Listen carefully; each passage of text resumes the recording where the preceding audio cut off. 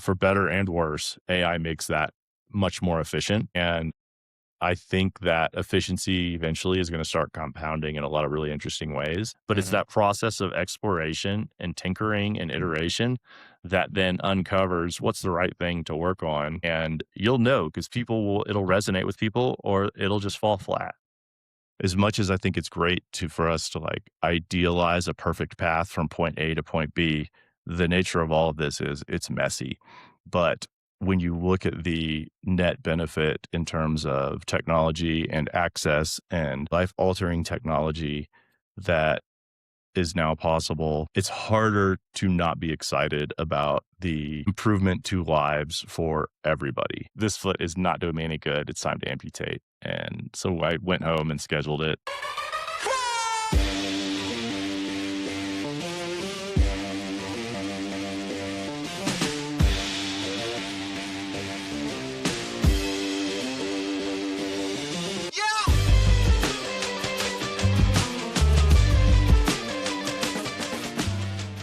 All right, Garrett, let's start the show. So, Yeah. I think the theme of the whole conversation today is going to revolve around, building a business, profitable and sustainable business, enduring business without taking in any outside capital or VC capital, and hmm also the mindset and approach you need to have in order to be able to do that. And also, the day-to-day things you need to do, let's say the unglamorous stuff in order to operate the business, grow the business, and so on. And in my eyes, I think you are the personification of that idea because you did Sifter and then you wrote a book around it. And then I think you evangelized a company called Postmark. And now you're doing it again with a company called Very Good Software, hmm right? hmm So that said, and without further ado, let's start the show, let's start the conversation. And I would like to start with, you know, Sifter. And how do you still remember how the idea of Sifter come about? Yeah. So this was back in early SaaS days. Basecamp had been around. SaaS was starting to become a more like relevant model for software. I had only been doing software for, I say only, I guess in hindsight, for about 8 years when I founded Sifter. But Sifter, the idea for Sifter started basically, I graduated from college. I went to work at a very large consulting company that had, very rigorous processes and they had a bug tracker. And like we used the bug tracker and like it tied it in with like how we did releases and which bugs we'd fix and assignment and all of this. And then that was like .com bubble. So then I got laid hmm off. And my first job after that was working for a very tiny company who was working with a consulting company. Hmm. And then I was supposed to like do a QA and like help test and figure all the things out. And so I reach out to the consulting company like, great, like, do you have what's the URL where I can report bugs? And they just were confused. And so they said, here's a fact, there's a PDF, like as a fax form. They're like, hmm print it out, describe the bug here and fax it to us. And I was like, you're kidding, right? And so that was kind of my first eye opener to go from like one extreme to the other in terms of process and operations.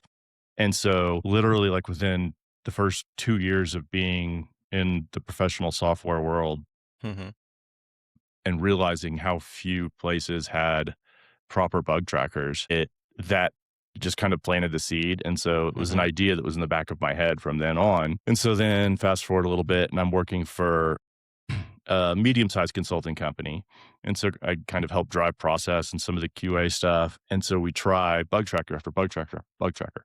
Internally, we use it fine, but we were just small enough that like our clients needed to be involved in the bug tracking, right? hmm Because they knew it and we wanted them to be able to log bugs and then we'd fix them. Because if they email them, they're just going to slip through the cracks, get lost, not get fixed. But if it gets into the central system and you could track it, totally different story. And so we tried so many and we would use them all and we'd adapt internally, but our clients would like log one bug and then never use it again and just go back to emailing us. hmm And in and of itself, that was kind of the fundamental challenge.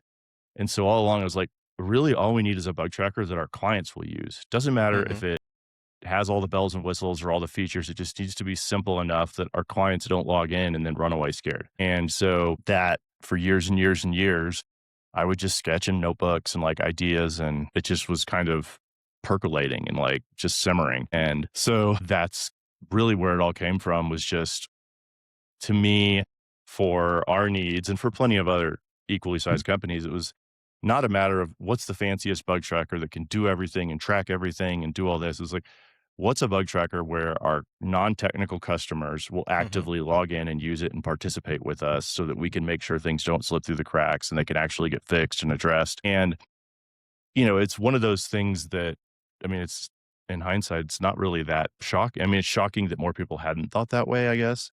But then as I was into it more and getting feature requests, so many people would be so caught up because we're all developers, we're all technical, Uh-huh. and that kind of stuff wouldn't be scary. So we would be all in, and we didn't care if it was complicated. We wanted it complicated to help us manage everything. And the problem was, that's great internally, but it's horrible externally Hmm. with non-technical customers. And so finding that balance and then kind of removing my engineering hat and thinking more like as just user experience, what do normal people need? And that's kind of what drove all of that. And and it's tough then, because then I'm selling to technical people who are like, this is missing all of these features, and I go, yes, Hmm. but it has the one feature you want, which is your clients will participate with you.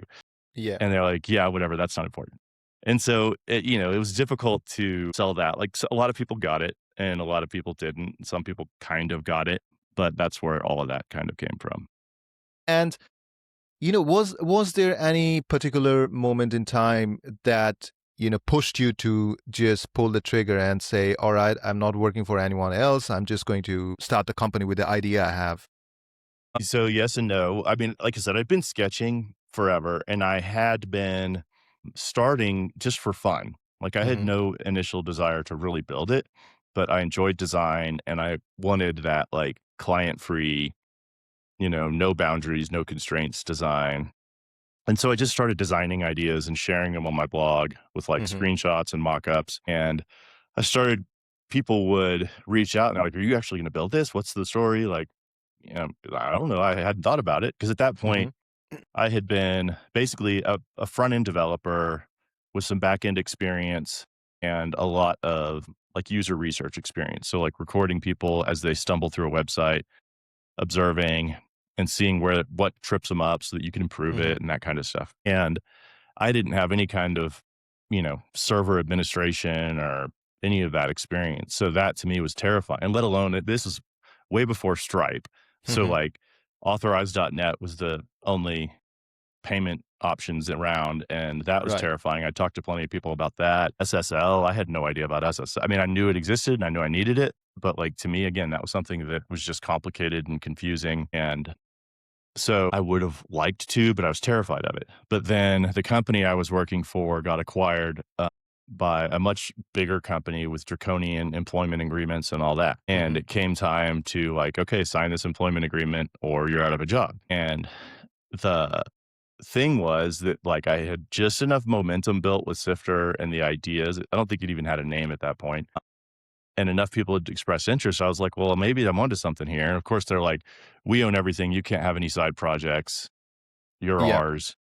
And I'm like, well, like, I don't really want to do anything with this right now, but I don't want to just sign it off and like give up on something that could turn into something fun. And so at the same time, one of my friends who I've been working with for years and years and years, and he, I've been talking to him about it all along. And he said, well, what if, like I help you with just a little bit of seed money just to take some of the edge off and we just go for it. And I was like, okay. And so I quit my job and started Sifter, not having any idea what I was really doing. And then I think it was probably, I don't know, 6 to 8 months after I quit my job, we launched the first version to an email list of like 1,000 to 1,500 people. I don't remember exactly. Hmm. Got enough signups that it was making $1,000 a month Hmm. right out of the gate, Hmm. which more than covered its expenses and ramped up quick enough that I was like, okay, this might work. And so that's where kind of just dove in head first and figured it out as I went. And it was all so early, you had to do everything yourself. Like now, so much of this stuff is almost Yeah. trivial. Like signing up for Stripe and using Stripe is Yeah. so easy. Yeah. SSL, trivial, like all this stuff that it was so much more difficult back then. And so I just kind of learned the hard way and figured it out and had some help. But yeah, more than anything, it just was like, okay, I could take this job or I can, take a chance. And there was also just a phase of life aspect to like I had my girlfriend and I had been together for a long time, now wife, and that Mhm. writing was on the wall. I was like, okay, this is probably going to go somewhere. I was like, if I don't like go for this now, I'm going Mhm. to just fall into the cycle, get married, have kids, get a house, and then I'm going to be too terrified to take the risk and just go for it. And so it was just a timing thing. It was like if this fails, it fails, but if I don't try, I'm probably not going to try again cuz life's going to just run away with me. And so it was more of just I need to do this now. The timing's right. All the Yeah. things are pushing me towards it. So I was like, let's just go for it. Yeah. You just feel that itch, isn't Like it? always. Yeah, for Yeah. sure. Yeah. And also, you took 8 months to release the first version of the Mhm. product, right? So we Mhm. were the only person working on the product at that point in time, Mhm. right? Also, Yep. even that sounds crazy now because now with Claude and everything else, I mean, you could launch in probably 2 weeks or Right. 3 weeks now, right? Oh my gosh. I've thought about it. I think if I had like too much free time, I thought about just seeing what it would take for me to rebuild it Yeah. from scratch today with like all the modern stuff. Yeah. But then I was like, well, then what would I do? Like that would just be for the sake of doing it just to see. But, I think it could be fun, but it would just be pure nostalgia, frustration. Like, damn, I wish it had been this easy the first time Yeah. around or whatever. Yeah. But now the bar is higher too because so much of the basic stuff is easier. You've got to do Yeah. a lot more advanced stuff for it to be meaningfully different. So Yeah, yeah, and also, I mean, just selling software is becoming less and less of a mode. I mean, you need to start thinking about, like there's so much competition there is, because there is of for sure.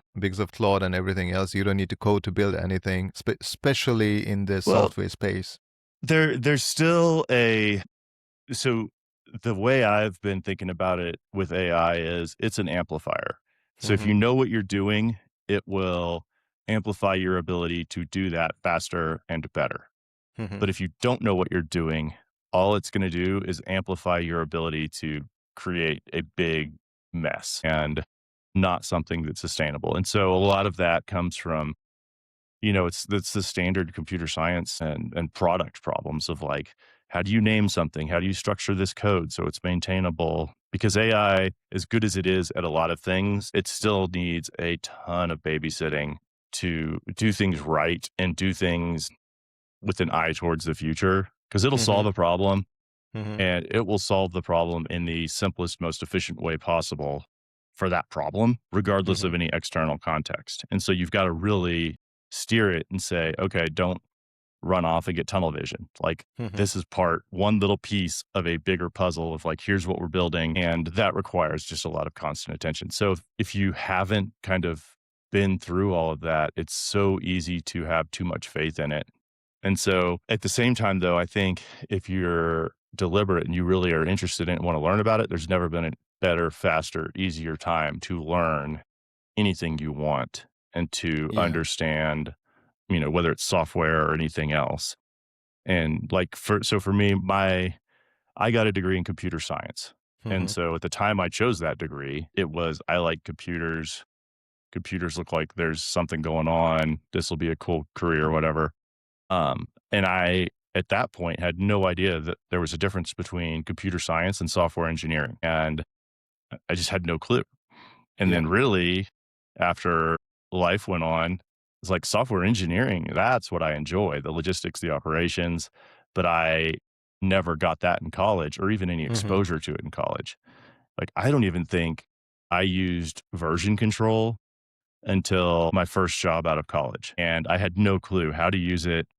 I didn't understand it because I'd never gotten any exposure to that. And so now you can learn software engineering and get perspectives on huge companies, small companies, any of so fast. Yeah. And then okay, now I have context. I can understand. And so that's really exciting. But yeah, otherwise I feel like with AI, it's more just the bar's higher. That baseline's so easy to hit Yeah. with, authentication and billing and like all that stuff so easy to knock out now, relatively speaking, that there's a much higher expectation of and you could do so much in the browser, right? Yeah. Whereas before it's like, oh, you've got to make this needs to be a native app, and then Hmm. you've got to build it on this platform and this platform and this platform. And now browser support has gotten to be so amazing that things that we'd spend hours trying to get a dumb little CSS effect for a style thing on design, and now that's just one line of code and it's trivial. Yeah. And You don't so even need to write a code in a lot of yeah. cases. Or you use something like Bootstrap or, one of the Hmm. many, many, many libraries. And again, they're not perfect, but it gives you such a head start, like a running start, that now you're not going to be bogged down in these detailed weeds with things. So I feel like it's really interesting and exciting, but it's such a moving target where our industry used to change every 3 years. I feel like it's Yeah. changing every 3 months right now.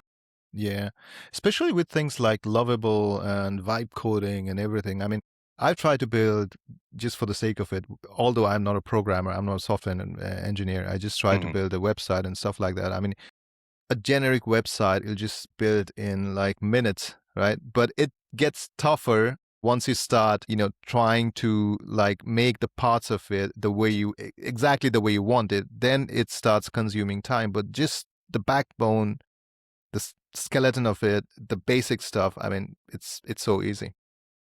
Yeah, I think if I had to pick one thing where I'm like, this is the and again, how this is probably gonna change in 3 months. Right now, to me, AI's real strength is basically a full-time pair programmer, Hmm. and you've got something that instead of going off and performing a search on a search engine, browsing 20 websites, filtering through, like, what's valid, what's trash, what's relevant to your code base, you basically have a pair programmer who has seen literally all of it. And you can say, hey, am I making the right decision here? Is this the best way to organize this? Or is this the best way to think about this? Hmm. And, even so not even a purely software engineer level, but like at a CEO level, have it review the overall, like, is this a waste of time? Hmm. Or is given where the business is at, is this a valuable use of time for us to improve this specific thing? And it's that second voice to help you think through things that you just can't keep it all in your head all the time. Yeah. And what's a take on, all these tech companies getting rid of, all these software programmers and employees and thousands of them? What's your take on that? I mean, does AI really accelerate working and building products and just make a couple of individual or small teams that efficient that you don't need that big of a team anymore in your company? I mean, and this is a total hot take because Mhm. I have never played the VC game, and I Mhm. mean, I understand all of it and researched it and considered it, but it's just not never for me. So Mhm. I've never been somebody who's trying to play that game and win that game. And so I've never thought heavily about a lot of the things they have to think about. That said, Mhm.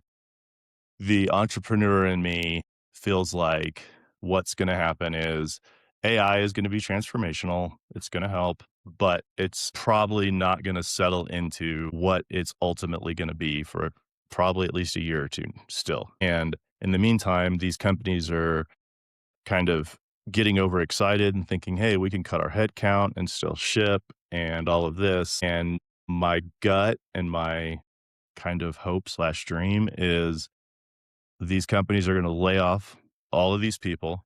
They're Mhm. going to have nothing to lose and people aren't going to be hiring. And so hopefully that turns into now all of these people have access to AI. And so where Yeah. they need a team of 5 to 10 specialists to really build a competitive startup, at least in the beginning, I feel like now what you're going to be able to see is more individuals or small teams of like 2 people Yeah. punching way above their weight. Mhm. And in some cases, undercutting and really becoming competitive against these bigger bloated companies. And so that they'll have higher margins and this kind of stuff and be able Hmm. to do things that were previously unheard of. And now these big companies that have laid all these people off, really all they did was seed their own demise by Yeah. creating thousands of entrepreneurs with nothing to lose. Yeah. And at a time where I feel like the multiplier that AI provides for a two-person team Hmm. is way higher because you've got diminishing returns. And so a very large team, AI is going to help you ship one or two little things at a time, but you're still going to have your organizational overhead and logistics, and that you cannot magically get around. And so I'm sure AI will help, but I feel like that real multiplier for AI is for the one, two, three people teams, and then still a significant multiplier, but just a little bit more, of a ceiling in the case of the really, really huge organizations. Yeah, and also do think that, if you read about entrepreneurship and listen to podcasts, I mean, it's pretty evident that really good small teams tend to outperform larger teams that are mediocre. So if you have one or two or three people sitting down to do stuff that they really know that these companies laid off, I mean, they're off to races, Mhm. you know? And if you have this kind of force multiplier, and if these guys are focused and really know what they need to like focus on, what really matters, I mean, I think they can move mountains. And, like, that's kind of what, the apps I'm working on now in the company that it's me and there's 4 of us total. One's a passive investor, but he's been working with us for a long time. Known him for Hmm. 20 years, all of that. It's just his kids are graduating from high school. He's ready to kind of slow down. And then, one in a technical guy, but he's able to focus more on the marketing side. And then myself and then John Noonamaker right now are probably the 2 most, like, active day to day just because these are our main things. And John's experience comes from scaling GitHub through GitHub's explosive growth. He was really involved with Words with Friends when it blew up and helping it scale. So he's got a lot of that experience, 20 plus years. And then on the other side, I'm coming at it from, and we both love Ruby and Rails. And we both have kind of, when we've discussed it, it's like, we just want to keep building things in Ruby and Rails. And that's really what we want to do is we want to build things and make them better. Front end, user experience, that kind of accessibility. And then I also know Rails. And so we meet in the middle with the Rails part. And really all it is we like this stuff and we're excited about it. And we enjoy writing code because we'd probably be doing it even if we weren't building a company. And so for us, it's how do we find a way to build something that we know, that we have Hmm. experience with, that we enjoy doing so that every morning we actually want to get up and do it and we're not dreading it. And I feel like that combined with the timing on AI is enabling us to do. I mean, we've both got like 25 years of experience in the industry. And I feel like it's letting us do things ship faster and higher quality. Like, you'd think normally it's just faster, but Hmm. really we're going faster, but we're also going higher quality because we're not wasting time sifting through information because we can have the agents be like, all right, review this, tell me where I screwed up, explain why I screwed up. What are the pros and cons? And so instead of an hour of research, you get an answer in 5 minutes. Hmm. And, you kind of have to have enough experience to know whether AI is, full of it or not. Because a lot of times it tells you things and gives you advice that is not ideal. Or it's based on the fact that so much of its knowledge is based on JavaScript frameworks and that kind of stuff. And so then with Rails, it's like, no, that does not apply. We're not doing that. And so there's still a lot of supervision like that. But to me, it's just super powerful. It's fun. And all the things that used to be tedious about programming, Yeah. like transforming data so that you could, you know, investigate something, or like if you've got an idea, you can have AI create a query that you can run and very quickly, like I don't even have to think about the SQL anymore. I could just say, hey, I need to figure out what percentage of customers are doing this versus this and why. And it'll give me a query. And I'm like, okay, nobody's using that feature. I'm going to spend time on this feature instead. Whereas Right. before, that would have required, an hour or so of research thinking about SQL. Now, again, get the answer in 5 minutes, and I'm making better decisions as a result of it with less effort. And so that compounding is exciting. And just the way technology, the ubiquity of like internet connections, Yeah.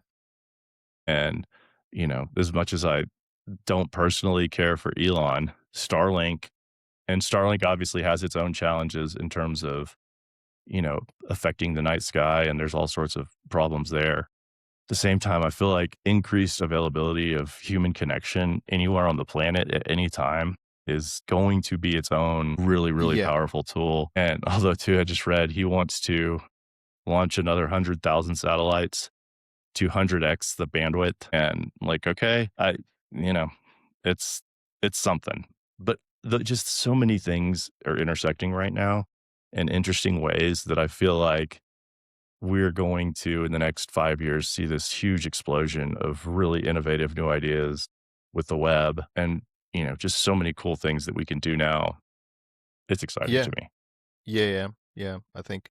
Yeah. And also, like, if you look around this explosion in data centers and energy consumption, and everyone is just trying to run as fast as they can. In US, it's like, predominant. Even in Europe, like, every day you read about people trying to, get into data centers and stuff like that. Just produce more energy, build data centers, yeah, to feed the monster.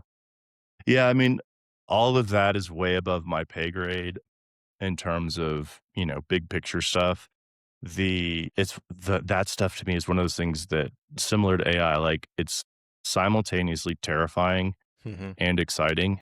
Hmm. And I've read a bunch of the books about just the levels of exploitation and water rights and a lot of the challenges there. And there's no question that a lot of that is horrible. The best analogy I felt like with my limited knowledge is kind of like the Industrial Revolution, Yeah. and hopefully not on that scale. And I feel like, you know, the Industrial Revolution led to indirectly a lot of great things. And, when you look at the long term trends of this planet, the trends are positive, right? Reduced poverty, child mortality, all this kind of stuff. It's never a clean path from point A to point B. And I feel like AI is similar in that it's going to be a messy path and it's going to have a ton of problems. But in the long run, I feel like it will be a much more condensed, Hmm. hopefully, period of consequences that we can hopefully be more acutely aware of, as opposed to being like the Industrial Revolution. We were oblivious to what we were doing and what we were, you know, creating, pollution, health issues, all that. Yeah. And now I think at least, yes, there's a lot of bad stuff happening that needs to be addressed and we need to creatively solve that stuff. But I feel like we're more acutely aware of it and Hmm. we're better connected so that things like that can't be brushed under the rug by these huge companies because they're going to get called out. And then Yeah. we're collectively going to take better action, more aggressive action, and hopefully address those things so that they're mitigated and then eventually just not a problem at all. And one of the best things I've read, because this can all be so overwhelmingly depressing and like lead to just paralysis almost, is abundance. Hmm. And have you read that one yet? Or No, I haven't read that one. and so it's fascinating that yes, there's all these bad things, but at the same time, in the next 50 years, we could very reasonably have unlimited energy with solar. And then once unlimited energy is or energy effectively becomes free, so many other things become possible. And then we've got clean, free energy. Um, Things like desalinization become much more practical. And so then water access becomes less of an, and it's this whole compounding. There's Hmm. definitely a very possible brighter future. Is it Yeah. going to be a painful transition? Yes. But I think that on the other side of it, if our politics and governments can start to adapt to the speed with which things are changing, that a lot of really good things can happen. That to me is the bottleneck, is that politics just don't move as fast as technology, and that's already been a problem. Yeah. And It's always technology's been that. speeding up Yeah, faster than yeah. ever right now. And so it's going to fall behind faster unless we really, really learn to react and Yeah, I do think something about it. it's always been like that. And of course, like industrial revolution is, I mean, in this whole scheme of things, it's done much, much, much more good than bad to, let's say, to everyone, you know. Mhm. Mhm. They've made the whole world so mobile. I mean, automobiles, no one could afford it. And at this point in Yeah. time, almost everyone has a car. Like traveling, air traveling, it used to be so expensive and exclusive. And now you can just, there is in Europe, there is no one who doesn't fly for a vacation to wherever. I mean, it's iPhone and everything. It's made, I think, our life much, much, much better. And of course, you'll always have, bad consequences of technology and everything, like everything else, I believe. Well, and as a amputee, just the technological improvements and Hmm. access to better prosthetic technology, and then, I've talked with and met a ton of people through adaptive sports, and all of that is stuff that, again, it just never would have been able to come about without a whole sequence of other things, of Yeah. which there's always consequences and fallout. And, I definitely don't want to trivialize that. But I don't think, as much as I think it's great for us to like idealize a perfect path from point A to Hmm. point B, the Yeah. nature of all of this is it's messy. But when you look at the net benefit in terms of technology and access and, life-saving technology, life-altering technology Yeah. that is now possible, is it's harder to not be excited about the, improvement to lives for everybody. And I think too, like 3D printing is another example. Yeah. Like in the next, I mean, so I get a new leg about every 3 years, give or take. And every 3 years, I'm having to go through and do a bunch of research. Like, okay, what's Hmm. changed? What's available now? And I talked to my prosthetist, and he's like, yeah, so here are the pros and cons of that from what we've seen. But that stuff's improving so quickly that I get so excited every time I get a new leg and a new foot, Yeah. because it's gonna be better, like Yeah. Yeah. significantly better. Yeah. We'll come back to that, but I would like to like just go back to Sifter a little bit. Yeah, yeah. And after you said that you released the product after 8 months, yeah, and you were working alone on the product. So what was the point in time where you thought, all right, I mean, it's growing well, the revenue is coming in. And at what point in time do you think like, all right, this is, I can live from this company alone? I mean, I think the belief that it could get to that point was Mm-hmm. pretty much instant due to the, like, signups, and immediately we had $1,000 a month, so it wasn't costing money. Mm-hmm. Really, the only challenge at that point was just juggling, like, consulting and paying the bills with trying to grow Sifter, right? So, like, emotionally, I wanted to just work on Sifter and invest in Sifter and make it better and all of that, but at the same time, I had to pay some bills. Yeah. In my case, that was another one of, like, the stars that aligned, is, like, I had some credit card debt from college and this and that, and, so I, like, paid that off, and so I was in a position where I had just finished paying off all my debt. Everything was good. Healthcare was still not crazy, because this was 2008, and it it all just aligned. I was like, "I've gotta take this and gamble now." Yeah. So, almost instantly, I was like, "Okay, there's a chance this could get big enough." And mind you, it never needed to get ginormous. It just, needed to cover some bills. So my bills were low, so it was easy to like do just enough consulting to pay those and keep things moving. But I think, and I don't remember the exact dates, I want to say it took like 4 years or so Mm-hmm. before it was like truly my full time. I could focus 100% of my energy on that. But Mm-hmm. even then, that was at a pay cut and I was making less than I potentially could. So I was leaving a lot on the table to invest in it. Yeah. And really, I would say I didn't start feeling comfortable with it and its trajectory and everything else until, probably like I guess like 2013. So it's probably about 4 years till it supported me full time, maybe 3 or 4 years, something like that, at a discount. And then at about 5 years, I was starting to feel good, and it's still a discount, but I enjoyed what I was doing so much. I was like, "This is great. This is," and but that's about the point that, like, I started having leg issues, Mm-hmm. and so that really mitigated my ability for the next 3.5 years to really deliver on everything I wanted to, because Mm-hmm. I was spending so much time in and out of surgeries and physical therapy and all that kind of stuff. And so right about the time things started to feel good, like, everything changed. Yeah, and the point in time where everything was starting to feel good, turn out for the positive. I mean, Mm. what would you say? How many customers or users you had? How big was a user base, roughly? Just a ballpark figure. I guess it was about, I don't know, somewhere between 750 Mm. and 1,000, like, paying accounts. Hmm. Is that something like that? I don't remember. I mean, there's been so Yeah. many, like, Yeah. all of Yeah. that stuff just gets lost Yeah. in my head now. Yeah.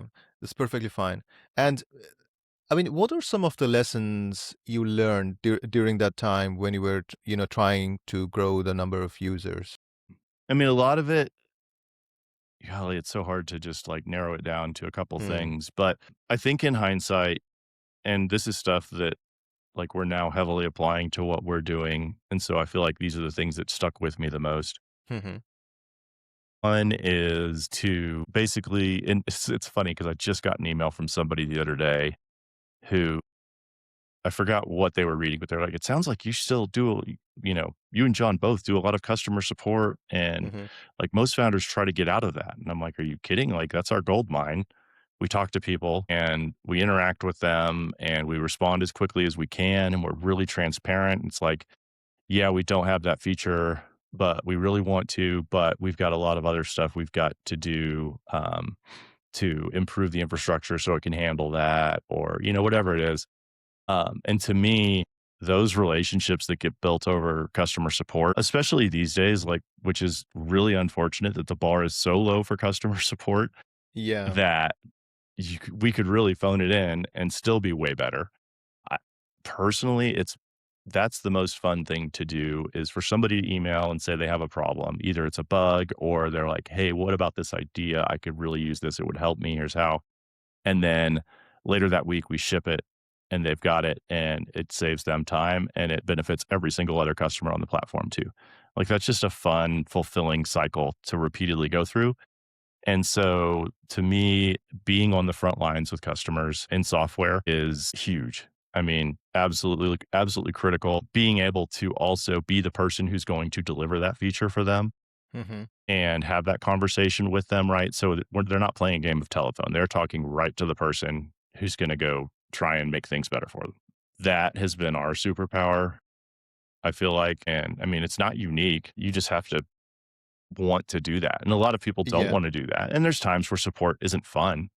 But to me, the closer you can be to the people that are paying you for your software, and the shorter that cycle is from their ideas and feedback to a solution, the happier they end up being. And then the happier they are, the more fun it is to run the business. So Yeah. that's the biggest one to me. And then the other one, and it's funny because, like, John has seen a wider array of SaaS businesses, but he stresses about it more. I think in my case, I sold Sifter, and I've stayed in touch with, and I'm good friends with the guy who bought it. And I've also done the math and looked back at, like, how much he's invested into the business and changing it. And he's done, a fair amount, but, like, nothing earth shattering. And so Sifter had continued to decline, but it's still a very healthy, profitable business for him. And, I'm sure he's probably tripled or quadrupled his money with Mhm. barely any effort, just because, let's see, it's been probably a decade now. And so even though the business was declining, when I sold it, it was plateauing, which is very common in SaaS, right? It'll go up, Mhm. and then churn and growth intersect, because churn is a function of how many customers you have, and growth is linear.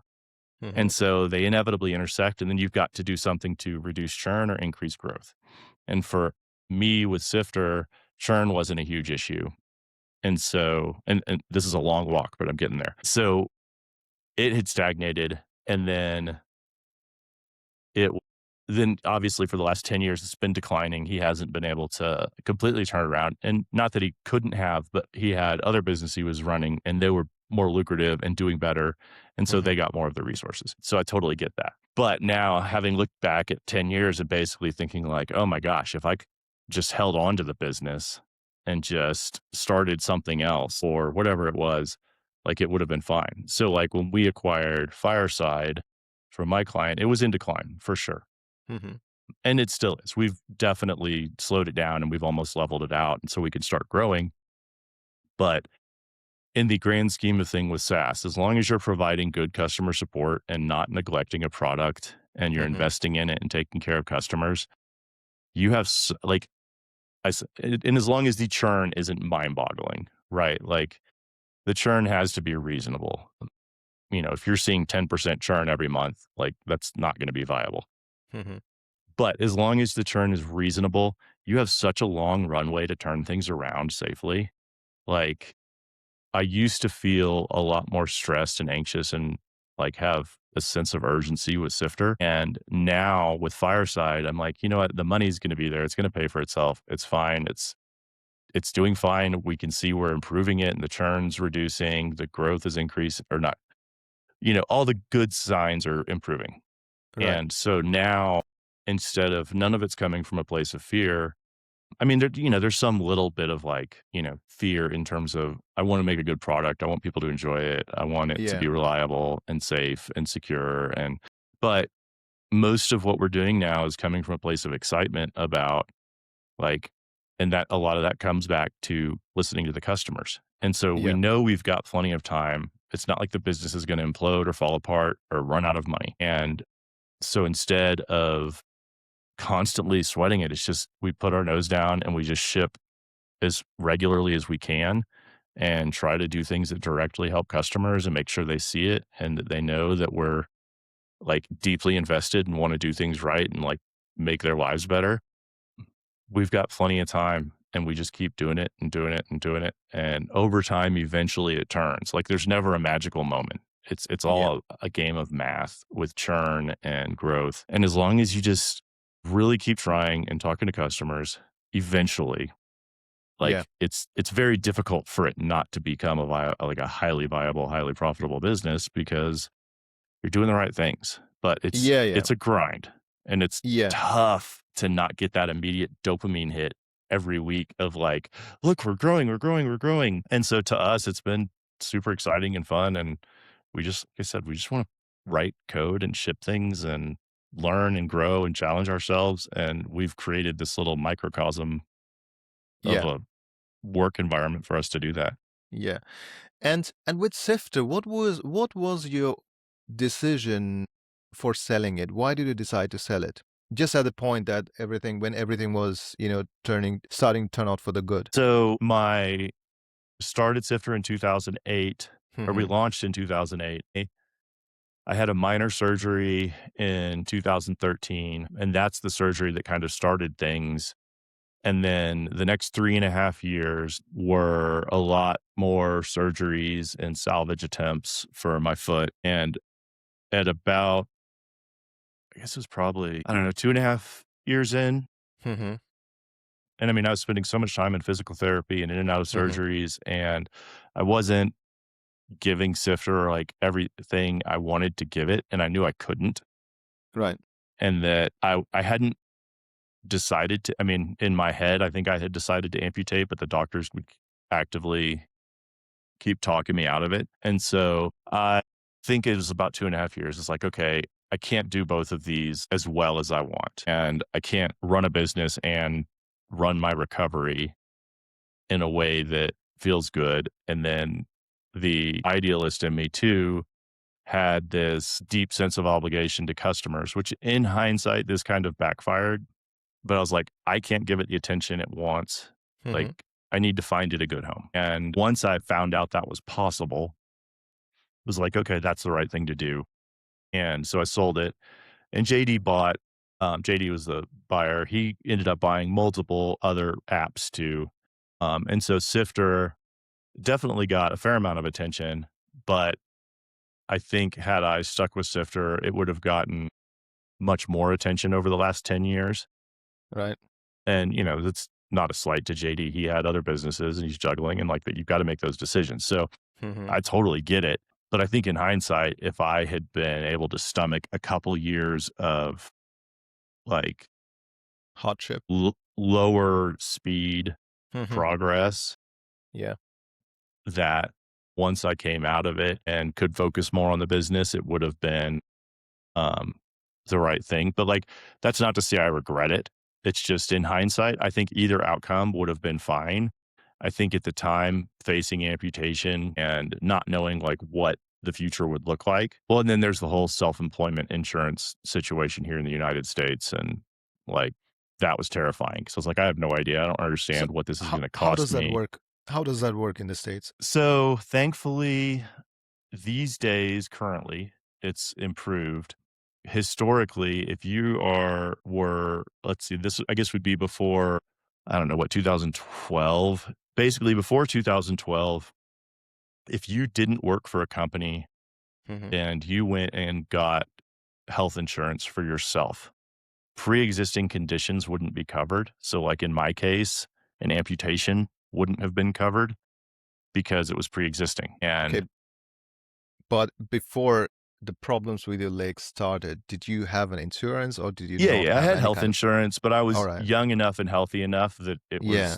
not expensive. I mean, it Yeah. it wasn't ch but it's nothing like it is for me today. Hmm. So, like, back then, I think my health insurance was like and, I was single, it was like $250 a month. Yeah. And now with, 2 kids and a wife, our health insurance, we pay like $2,500 a month Right. right now.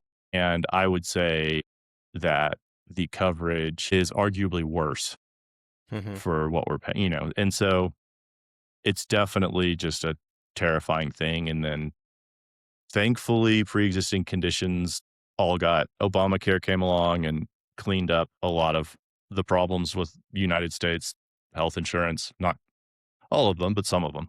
And Hmm. so, or like pregnancy, if you like having kids, we just had to pay out of pocket for that. It wasn't Oh, covered by that's insurance for our first start. And so like, that was terrifying. It's like, "Okay, we gotta have kids," but, like, the insurance like, "Yeah, we don't cover that." Like, what yeah, had that's the crazy.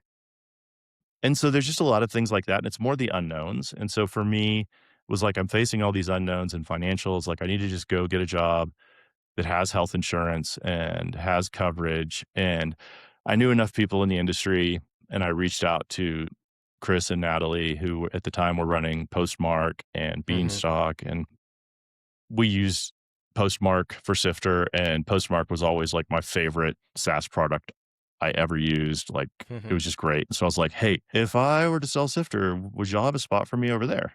And they're like, oh my gosh, yes, come on, let's make this work. And so I went and joined them, and I was there like 3.5 years and just working on kind of bridging the gap between the very developer techie side of Postmark and the like, how do we explain to people why Postmark is better than all of these other products? And yeah, so then I spent a lot of time doing marketing and that kind of stuff until I Right. really got an itch to ship and create again, like my own products. And there wasn't really a way to do it. And so, And also, what kicked off the problems with your feet or foot? Sorry. Yeah. yeah, so I played basketball pretty much my whole life as much as my body would let me. And I had a bad left ankle just from lots and lots of ankle sprains Yeah. and not really knowing any better and not taking care of it and just rushing back out to play all the time as much as I could. And all things considered, it really wasn't that bad, but my Hmm. ligaments and stuff, like it was common for me to sprain my ankle, have a lot of mild sprains due to the previous significant sprains. And as I was getting older, I was like, okay, this is frustrating. It's keeping me off the court. So I had a minor ankle surgery to clean it up a little bit and improve things. But they sent me home with an ice machine, and my wife and mother-in-law had both had these for their knees and their knee surgeries, so we didn't think anything of it, like, it wasn't new to us, but your foot circulation and your knee circulation are very different, and so, in my case, I ended up getting frostbite from the ice machine on my foot during recovery, and that just led to a whole slew of issues, and by the time, let's see, so that was the original surgery. And then there were 8 surgeries that we tried to salvage, and it was still miserable and painful. And I had been talking to more and more people about amputation, like other amputees I sought out and been like, hey, how did you know?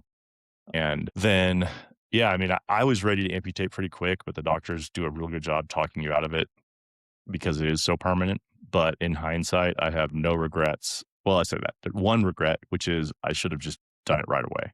But in hindsight, that's easy to say, right? Like I could have done it right away. And then I could have always wondered, crap, was this the right decision? So like I spent 3.5 years like trying things and I'm like, okay, this all sucks. None of this is working. I'm worse off. I'm miserable.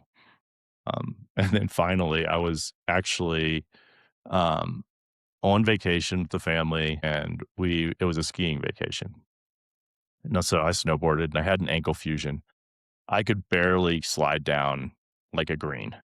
Like, Hmm. it was so painful and miserable, and then literally either that night or the next night, a bilateral amputee friend of mine, so missing 2 legs, was with a entire group of other amputees, and they were summiting Mount Kilimanjaro, and so here I am like, "Okay, I've got this ankle fusion, and I can barely slide down a mountain, and he's missing both legs, and he's gonna climb up and down a That's mountain." crazy. I'm Yeah. like, this foot is not doing me any good. It's time to amputate. And so I went home and scheduled it. And And also, what was the pain like during those, couple of years?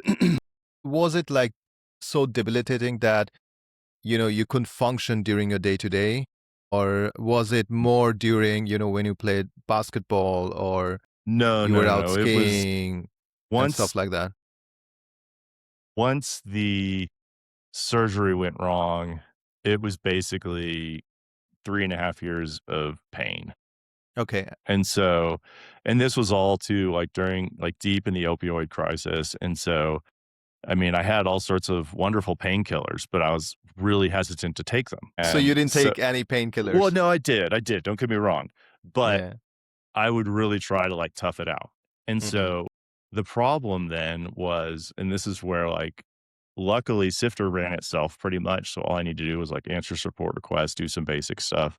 But if I took the painkillers, I'd be in a fog and couldn't really concentrate and think and do software development. But if I didn't take the painkillers, the chronic pain was like constantly there and I still couldn't concentrate. Right. And so that was the really big challenge that it's kind of damned if you do, damned if you don't. Yeah. And that was a really difficult thing to accept and just deal with. And so, I'd say it was pretty constant. Eventually, it lessened to the point where I could get some work done.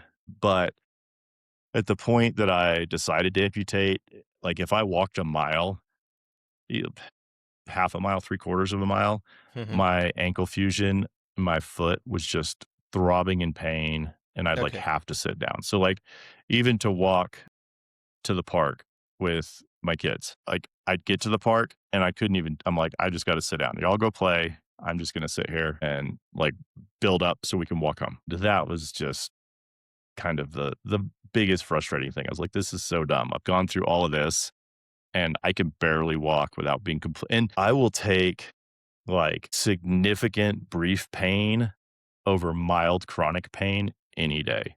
Like chronic pain is just so omnipresent and like just tears you down that that was just the worst part of it was just always being in pain, wanting to do stuff. Like I don't like sitting still but like knowing, okay, this is going to hurt. And so it kind of reframes a lot of things, and I joke that my amputation was the best worst thing that ever happened to me and that like a lot of good things came out of it. And like my favorite joke that I tell people now and they're like, you know, is so I'm a left baloney amputee, below-knee. People hear baloney and they're like, Yeah. baloney, why is it baloney? I'm like, no, no, no. And so by virtue of missing my left foot, like I have no choice but to get out of bed on the right foot every morning. Yeah. And so, it just compounds from there. Yeah, yeah, yeah, I understand it. I mean, and also I think psychologically it's so draining when you are in chronic pain every day for years and years. And plus, if you've been, if you've been playing basketball all your life, I mean, suddenly not being able to walk Mm. even a mile, it's a drain, right? Well, and oh, yeah, absolutely, and on top of that, because I had basketball all the time, I never knew my life without basketball, Mhm.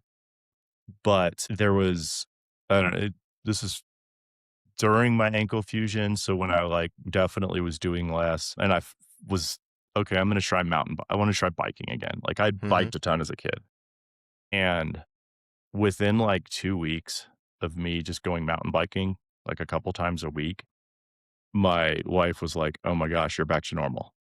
Like, just my personality came back to life because I was Mhm. moving again and active and being sedentary, and everybody's gonna be different, but for me, like, it completely changed who I was, and, Yeah.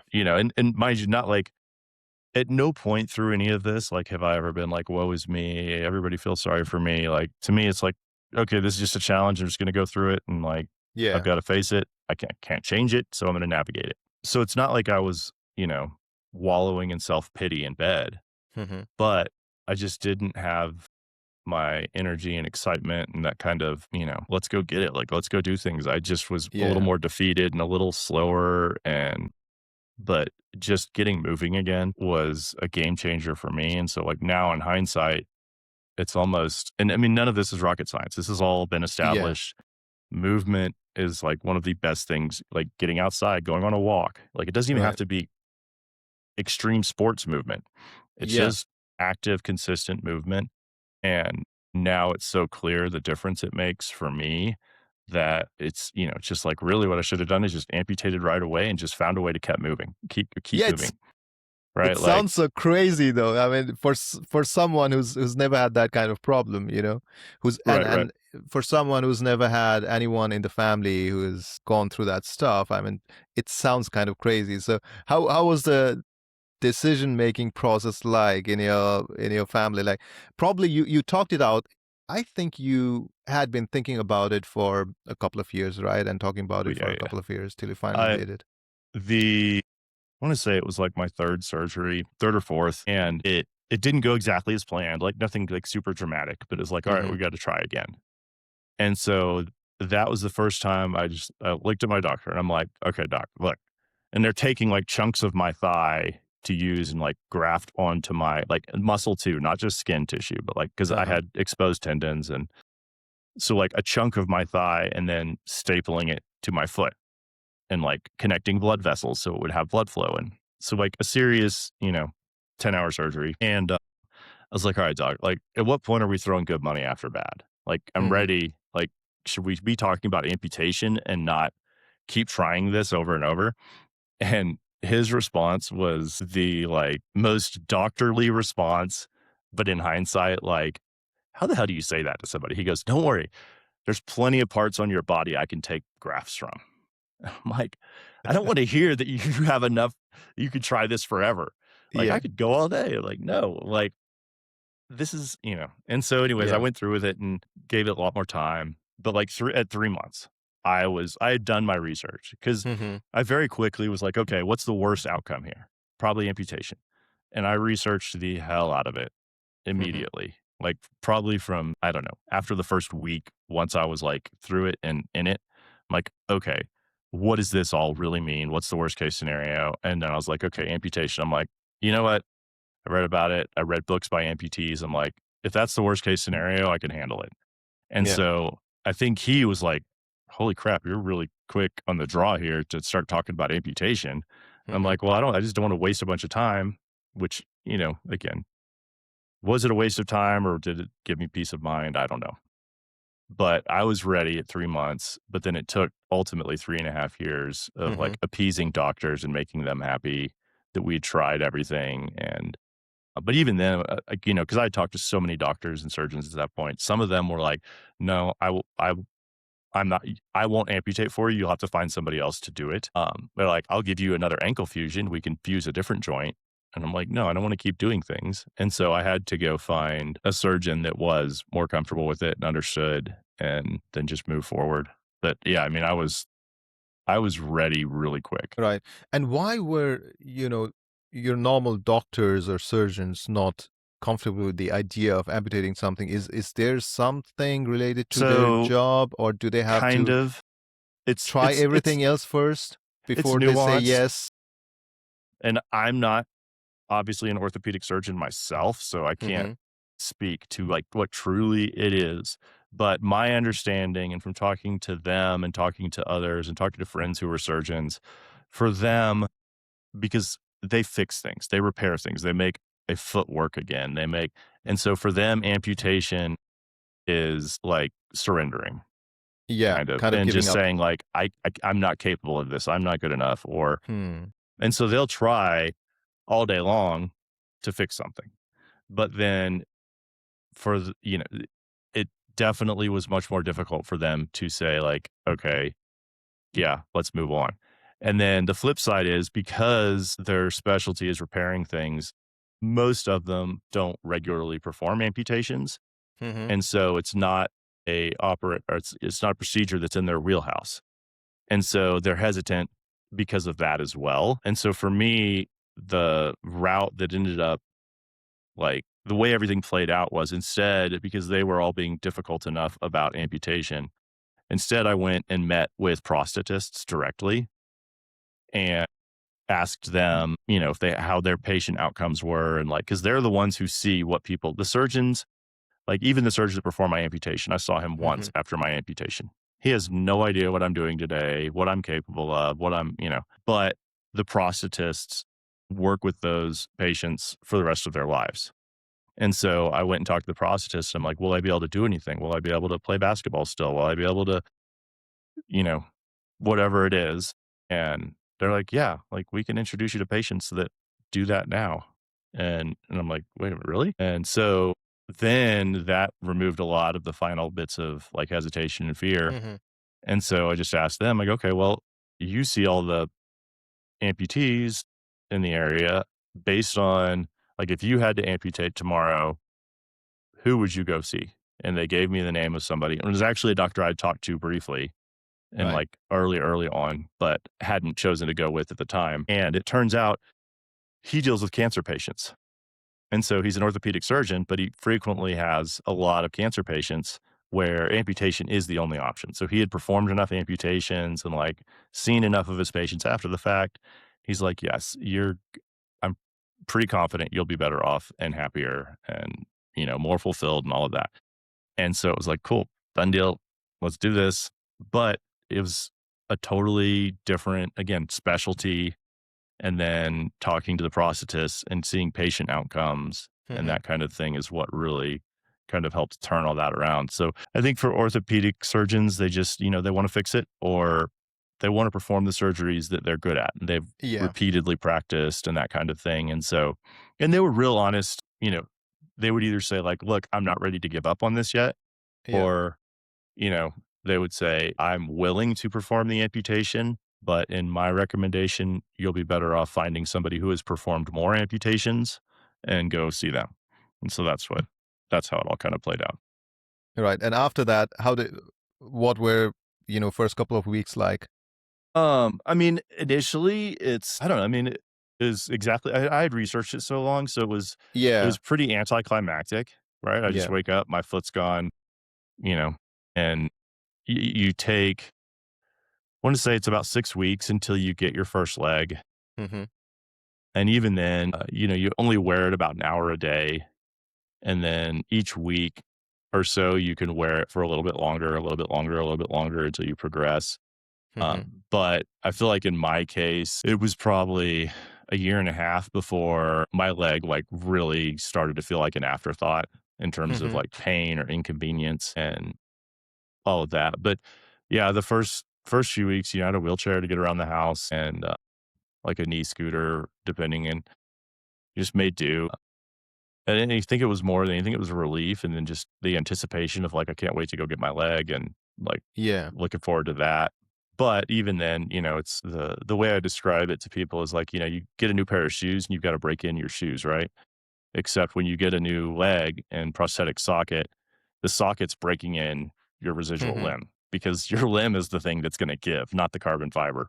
And Right. so, like, there's definitely a lot of pain and tenderness and that kind of stuff. Mhm. And so, parts of it were difficult where I'd want to go do more than I was capable of at that point. Yeah. But at the same time, you've been sitting still for so long. And all you want to do is get out and get moving and do anything. Yeah. So, it's just a curve. You adjust. Yeah, yeah. And when did you get your prosthetic leg after that, after the operation? Uh, I want to say it was about 6 weeks. I can't remember exactly. Amputation itself will have, this August will have been 10 years Right. for me. And I mean, there's still plenty of things about it that I'm still learning, Mhm. now, not as much, but like I've figured out like what works best on my skin so that like it doesn't get all dry and cracked and hurt and Mhm. painful, or like what products work best, what type of feet do I like the best, what type of suspension system to hold it onto my leg works best, what's the best approach for this activity or that activity. And Right. it's all, just adaptation. You kind of just find a way to make it work. Yeah. And And it's just the a learning most learning curve. yeah, and how long have you been pain-free for now? I mean, like, it's I don't know, like, reliably pain-free, probably the last 6 years, Mhm. but even the pain is more like once a year, like, every 12 months, I will have, like, for whatever reason, forgotten to or, like, I'm camping and I didn't have the right supplies or something, and so my limb will get, like, beat up to where I just wanna take my leg off for a day and not wear it. And Yeah. so, like, those times, I'll just leave my leg off and use my wheelchair all day, Mhm. and that's, like, once a year. And Yeah. so, really, it would be like that would be, like, 3 times a year, and then twice a year, and then now it's once a year or less, and so it just becomes Yeah. much less frequent.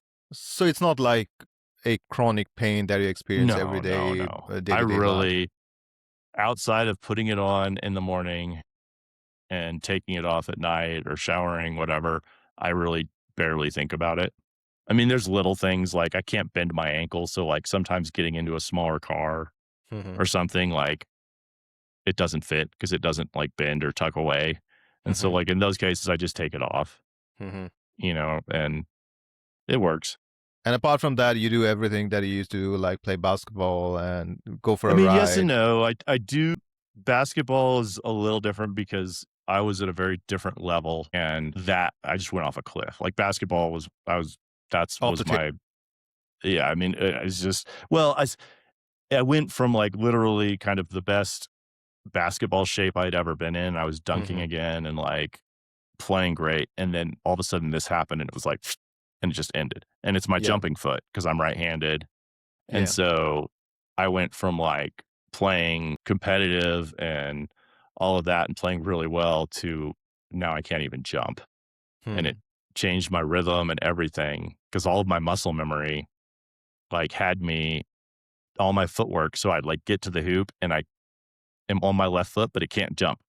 And so then I just stall out and Yeah. couldn't finish. And so basketball went from like being really good at it to being frustratingly confused by it. And so I can still play and I still do, but it's a completely different type of basketball than I used to play. And that Yeah. more often than not is frustrating than enjoyable. But on the other hand, I'd never sit skied before. I hadn't ridden bikes in forever. And so, Mhm. like, with those, I could be horrible at them at first and not be frustrated. I'm like, whatever, it's new. I don't know how to do this. I'll figure it out. But basketball was just emotionally like just frustrating because it was different. Yeah. But I mean, in terms of getting outdoors and playing, just being active and taking up whatever kind of sports, you can bike now, you can walk now, But you yeah, can I you can go do a lot of different stuff. paddleboarding. Yeah. I love sit skiing because it has removed my leg from the equation. So, like, of everything I do, sit skiing is the How only does that work? activity. Sit skiing. So I have a mono ski, and so basically I have a bucket seat, and then my feet Mhm. are out in front of me, and that all of Mhm. that is mounted to a single ski, and then I have outriggers for my arms, so skis that can switch from like crutches almost to like little skis, and I Mhm. use them to steer. And so with that, it's fully like core up. So core, shoulders, arms, and most sit skiers tend to be paraplegic. So they're Mhm. paralyzed from the waist down. I haven't met many other amputees that sit ski because we still can snowboard or ski or whatever. For me, though, I have a pretty short residual limb. And so the motions and stuff of skiing, it was almost like I was pushing the front of my leftover shin into my socket and it just hurt like hell Mhm. and it was miserable. Mhm. And so I could still snowboard, but it just wasn't as fun because it hurt a lot. And so with sit skiing, my legs are not involved at all. They're just there. And so it's much more liberating and freeing. Like I've skied blacks and some double blacks, like not beautifully or anything, but I get down Mhm. them safely in one piece and all that. So I'm capable of doing anything I want in that. And at this point, I'm a far better sit skier than I ever was a snowboarder. Yeah. And it's just, it's nice. And I'm tall. So like that lower center of gravity is a lot less terrifying Yeah. because I don't have as far to fall. So, So you enjoy it whenever yeah, you go skiing? absolutely. Like in Yeah. hindsight, the only downside to sit skiing is just they're expensive. It's like buying another mountain bike. And as an amputee, like there's plenty of places where, I can get grants and apply for, financial assistance to help like lessen that cost. Mhm. But in hindsight, that cost is the only downside. Even if I still had both of my legs, like I Mhm. probably never would have tried sit skiing. Uh-huh. I would prefer sit skiing over snowboarding or skiing, even with both of my legs. Like it's just that much fun and just it's so it's just cool. Yeah, Yeah. that's great. I mean, at least, you have the possibility to ski and Well, maybe yeah. compete with other guys, Right, just right. No, it's yeah, it's fantastic. yeah. And after that, after whole amputation, I mean, how was your transition back to work? Were you working at, helping out at Postmark at the time? Yeah, yeah. So I was working at Wildbit and Chris and Natalie are great. Like I said, we had been casual acquaintances for a long time and I'd been a Mhm. customer of theirs. And they had a very deep-seated belief in a healthy workplace and work environment. So, like, anytime I needed time off because of surgeries or my amputation or, whatever it was, like all the physical therapy, they were like, "Yeah, just do what you gotta do, and then just work where you can," and I don't remember the exact years. It wasn't long after I joined that, we started doing 4-day work weeks Mhm. and like 4 days, like 32 hours. And for them, this was like, it's not like a vague suggestion. It was like, stop working after 32 hours, take Fridays off. You're not allowed to work on Fridays. Like, a really good, healthy approach. Uh, That's really radical. I mean, how did that come about? The idea of working just 4 well, days? so it sounds radical at first, Mhm. but I'm not going to be able to quote all the information. But if you go now that you're thinking about it after Mhm. this, go research it Right? and research the companies that have tried it. Mhm. And it is consistently and reliably a positive net outcome for the employees and the businesses Mhm. that I really think it's just a matter of time until that becomes the new norm. And I think that, AI is going to only make that more, Yeah. AI's, and this is kind of a circle back, but as much of a blessing as AI is, anytime I'm asking, previously I could work on something and then if there was a bug in the adjacent code, I wouldn't know about it. And now if I'm working on something, AI is like, hey, by the way, this code sucks. You want to fix it too? And I'm like, oh, crap. And so for everything I fix, AI uncovers two or three more things. So that list just keeps growing and growing and growing. Right. And so, like, simultaneously, I've never felt more productive in terms of output, quality, speed, everything. But I've never been more anxious because my list isn't getting shorter Mhm. and it's not even staying the same length. Like, it's increasing and I'm constantly uncovering more and more. I'm like, yeah, I need to fix that. I need to fix that. I need to fix that. I need to improve that. And so there's a low level of anxiety there Yeah. in that I'm making progress, but I'm just like finding more And then Yeah. that just lives in my head like, "You gotta do this, you gotta do this, you gotta take care of that," Yeah, I and it think gets overwhelming. Yeah, I think that's the thing with to-do lists, right? I think, people like David Allen and everyone, they sort of go like, if you have a long to-do list or whatever thing you have in mind, you should just put it down to paper and blah, blah, and keep track of it. But I think any kind of lengthy to-do list, and it creates some sense of anxiety at the back of your head. I don't know It's what it still is. there. Yeah, I yeah, know it's exactly. there. Yeah, yeah, yeah. Well, and so, like, that I think and a lot of this I'm still kind of figuring out myself, but, like, that low level anxiety, I'm getting more done, like, if ever there was a reason to just embrace 4-day weeks, it's this, Hmm. right? Like, I'm absolutely getting more do hell, I'm getting more done probably in 2 or 3 days than I would historically in 5. Yeah, At the same time, because I'm, like, going so hard, like, mentally and concentrating and, like, all of this, like, it feels more mentally exhausting at the end of the workday, yeah, and so I'm like, I'm getting enough done. I shouldn't feel guilty about taking off Friday or taking off 1 day a week or whatever it is, yeah. because I'm still getting way more done than I used to, but and, like, at the same time, I've never needed that extra day to, like, mentally recover more than, you know, now, and so, Yeah. to me, it feels like this interesting intersection, and I feel like that's just gonna become more and more inevitable that we move to, like, more of a 4-day work week or even a 5-day, like, 4 hours a day type of thing or, like, just a different cadence because the type of work we do these days, it's not, at least as far as knowledge work goes, it's not something where we all need to be on the same factory floor at the same time. Like, you know, there's even been I feel like working across time zones Hmm. asynchronously, like with people who are experienced enough. Like it's tough with juniors who need mentoring and need like on demand help. But once you've got a certain level of experience, Hmm. to me, it's almost more enjoyable working with somebody who's in offset time zones so that like I can do my part and deliver it. And then Yeah, I go to bed. And then when I wake up, they've refined what I was working on and it's ready to go for me. And like yeah, that, so like being in sync, like too in sync for knowledge work, I feel like has gotten a little overrated. yeah, And yeah, I yeah. feel like there's, the intersection of all of this stuff to me is that it's going to be a lot more flexible. And there's no drawback. I say that there is a drawback.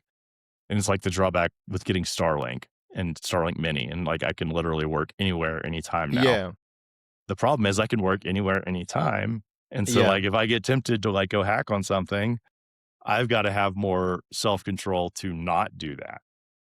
yeah.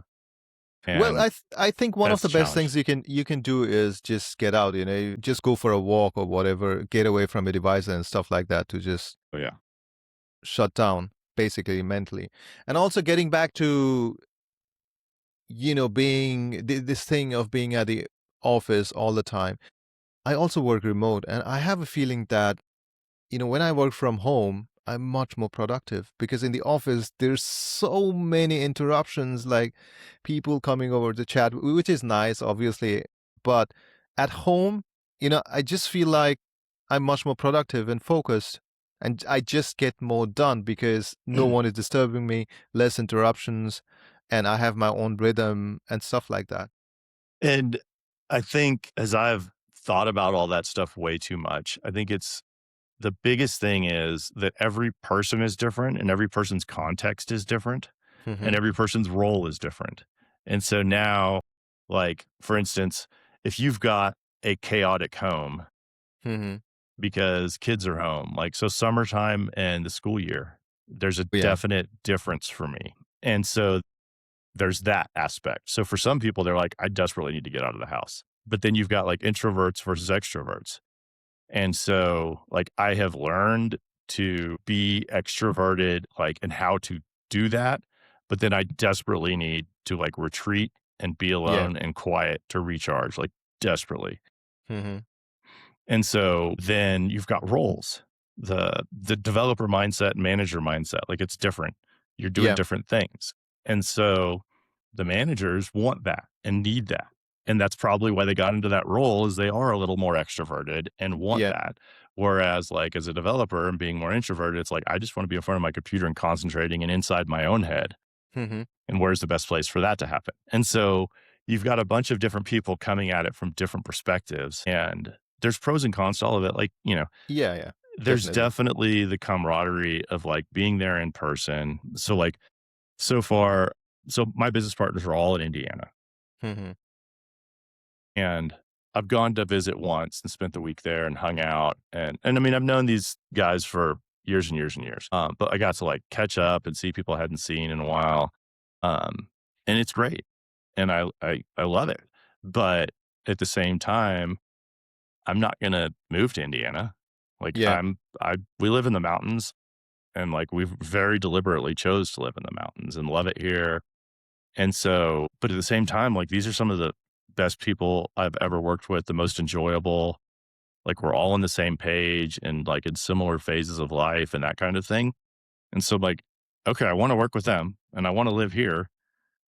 And like, if I had to make a choice, like, God, that'd be a horrible choice. I don't want to make that choice. And yeah, so, it's tough, but like, we just need to make a point that we go see each other in person on a regular basis and that kind of yeah, thing. yeah. And it offsets most of the drawbacks. Yeah, and also I think nowadays the communication modes, you have so many modes of communication. You can Oh, yeah. just call someone up. You can just do a Teams call, whatever, whatever, whatever, So you Hmm. do have a kind of a lot of ways to do live communication in case, email is just too cumbersome or too slow. So you can Hmm. just hop on Teams or whatever. So you've got tools to do that nowadays. Oh, yeah. Yeah. Yeah. I mean, and in our case too, like being as experienced as we are, we honestly talk on the phone maybe once a month and we Mm-hmm. want to talk more, but like we just end up busy enough. Mm-hmm. More than anything, like we'll just text message each other an idea or something and just be like, yeah, have at it. Like, yeah, I agree, go. And we just asynchronously kind of know what needs to be done and do it. Yeah. But again, that's a lot of years of experience and like that we don't need like to constantly help each other. Or like if something's blocking me that I know John would be better at fixing, I'll just message him. I'm like, hey, no rush. Like, just so you know, this is blocking me on this thing. Whenever you can work it in, do. And then, like, you know, sometimes it's like the next day, he's like, hey, I fixed that. Sometimes it's a Yeah. month later. He's like, hey, and we just juggle it. And so Yeah. most of it is text message. And we just kind of check in and stay looped together on that stuff. But there's this whole part of me too that has this deep, like, what does all this mean for people who are just learning software or just coming into the industry or that want to come into the industry? Like, because originally, like, we thought, well, we'll build this. And then what we could do is like find, having been in that place. And then obviously we bought an app. Like, there are plenty of founders, like solo or pair founders who like they've been working on an app for 10 years, they're burnt out, life changes, something happens, and they don't or can't work on that app anymore. And at the same time, they don't want to just shut it down, they don't want to neglect it.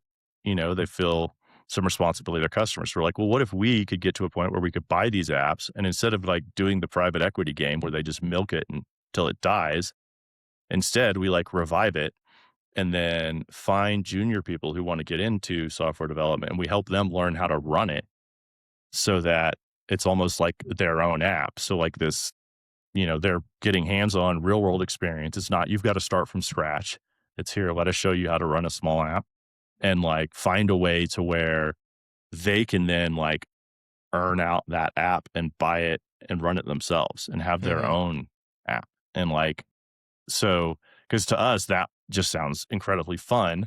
Like we get to build apps and then like help teach other people how to build them and build them right and build them Right. well. And then like help them learn how to get out on their own and like create their own business or run their own business and all that kind of stuff. Like to us at this point of our life, that just sounds like so much fun. Yeah. But then we're like, with AI, it's like, what does that mean for all this? Like, we do not, like, I feel like we could probably comfortably run probably 5 smallish Rails apps of like Mm-hmm. 1,000 to 2,000 customers each just by ourselves. And that'd just be me, John, and Chris. And I feel like we could do that. And now I don't think we would want to do that, but it's like from a financial standpoint, this is no longer there's no longer financial motivation to like hire junior people. You have to Yeah. just care and say like it'll be fun to help those people grow and help them build a career. And so now in a way it's good because our motivations are now like there's no longer any financial incentive. It's purely like once we get to the point where the apps are stable and like we could Hmm. start doing that, like it's going to be because we want to do that and we think it's going to be enjoyable for us and it's going to help. And but I do wonder a lot. Like you can learn super fast, but I just don't see a lot of companies right now being like, let's hire junior people because too many companies are too profit driven Yeah. and they're not going to see the financials and be like, yeah, this makes sense. And at the same time, like, it's like now there's no COBOL programmers anymore, right? And like you hear about COBOL programmers making ridiculous hourly rates, $500 an hour or $750 just because there wasn't anybody to maintain any of all that old code. Yeah. And I'm like, is the same thing going to happen? AI is going to come along. And then 10, 20 years from now, nobody's going to actually know how to write any code. Maybe, hell, maybe we won't even need to anymore. I don't know. But like, I feel like we've got to, as an industry, actively find ways to create paths for junior developers and stuff like that. Of course, it's easier said than done, but Yeah. But I think if the business is growing naturally and if you have the choice or need to hire new people, I think that's the most natural way to go about it and the best way, yeah. I suppose. So what are you guys working on at the moment? What are you guys trying to build? So Fireside is the app we bought. Mm-hmm. It's a podcast hosting platform that was started by Dan Benjamin, who he was my advisor on Sifter. Mm-hmm. I got him involved. We were acquaintances and had a bunch of mutual friends. And like I said, I was terrified because I didn't know what I didn't know. And was older, more experienced. I mean, not drastically older, but enough that he had like been through some more stuff. And so he would at least be a good sounding board. And so got involved. And then after I sold Sifter, not too long after, he created Fireside because he had been in the podcasting industry for a long, long time. Right. And Is it a podcaster himself? yes, yes. I Okay. mean, I don't know if he's still podcasting as much these days, Mm-hmm. but he definitely had done a ton of podcasting and stuff around that. So he was a technologist, a podcaster, and whatnot. And so eventually I ended up contracting and helping on Fireside after leaving Postmark. Mm-hmm. Because I was like, I need to get back to programming and development. And Dan's like, I could use some help on Fireside. And so I helped out. And so then Dan was ready to sell Fireside and he reached out to me. And so then we said, yeah, let's buy Fireside. So we work on Fireside to a lot of it. He had just been pulled other directions. So it had kind of stagnated for a couple of years. And Mm-hmm. so we're just kind of breathing new life into it and really working on improving it and catching it up because podcasting has changed a lot in the last couple of years and like Yeah. video stuff is coming along. And so we're just excited about it and interested in podcasting in general. And so we're like, yes, this is great. It's a Rails app. We get to write Ruby and Rails. Like, let's go. And then the other is Flipper, which is a feature flag software and it's primarily focused on Ruby and Rails. Mm-hmm. John had built a lot of the similar concepts at GitHub originally, like for them to slowly roll out new features and that kind of thing. And he had created Flipper as just an open source library for use with Ruby and Rails. And then he eventually created Flipper Cloud, which is a hosted version and could handle more features and do more things with just more complex things by having a centrally located server. Mm-hmm. And so the gym itself is still open source and available, and we're getting close to launching a paid version of the gym so that bigger companies can have it fully self-hosted in-house and not need Flipper Cloud. And so that just makes it easy for people to ship new features like to 10% of customers, 20%, Mm-hmm. or only ship it to customers who are on a certain plan. I mean, you could use it for a lot of different things, but those are our two apps right now.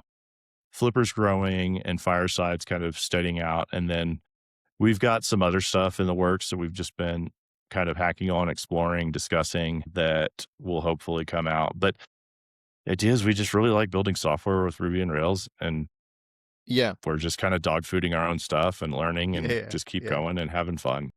Yeah. And how big is the team or are the teams at the moment? Is it the same team that's building both products or are Yep, those yep. different teams?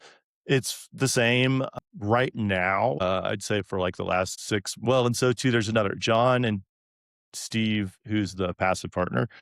They are partners in another app called Box Out Sports, which is Hmm. for colleges and high schools to publish like live sports and schedules and game day announcements and that kind of Hmm. stuff to all the different social platforms. So like it slurps in your team's iCal feed for your games, and it will automatically like schedule and queue up posts and like pre game day announcements, like buy tickets, Right. live scores, all this kind of stuff. And it'll push it out to like Instagram, Facebook, threads, everything.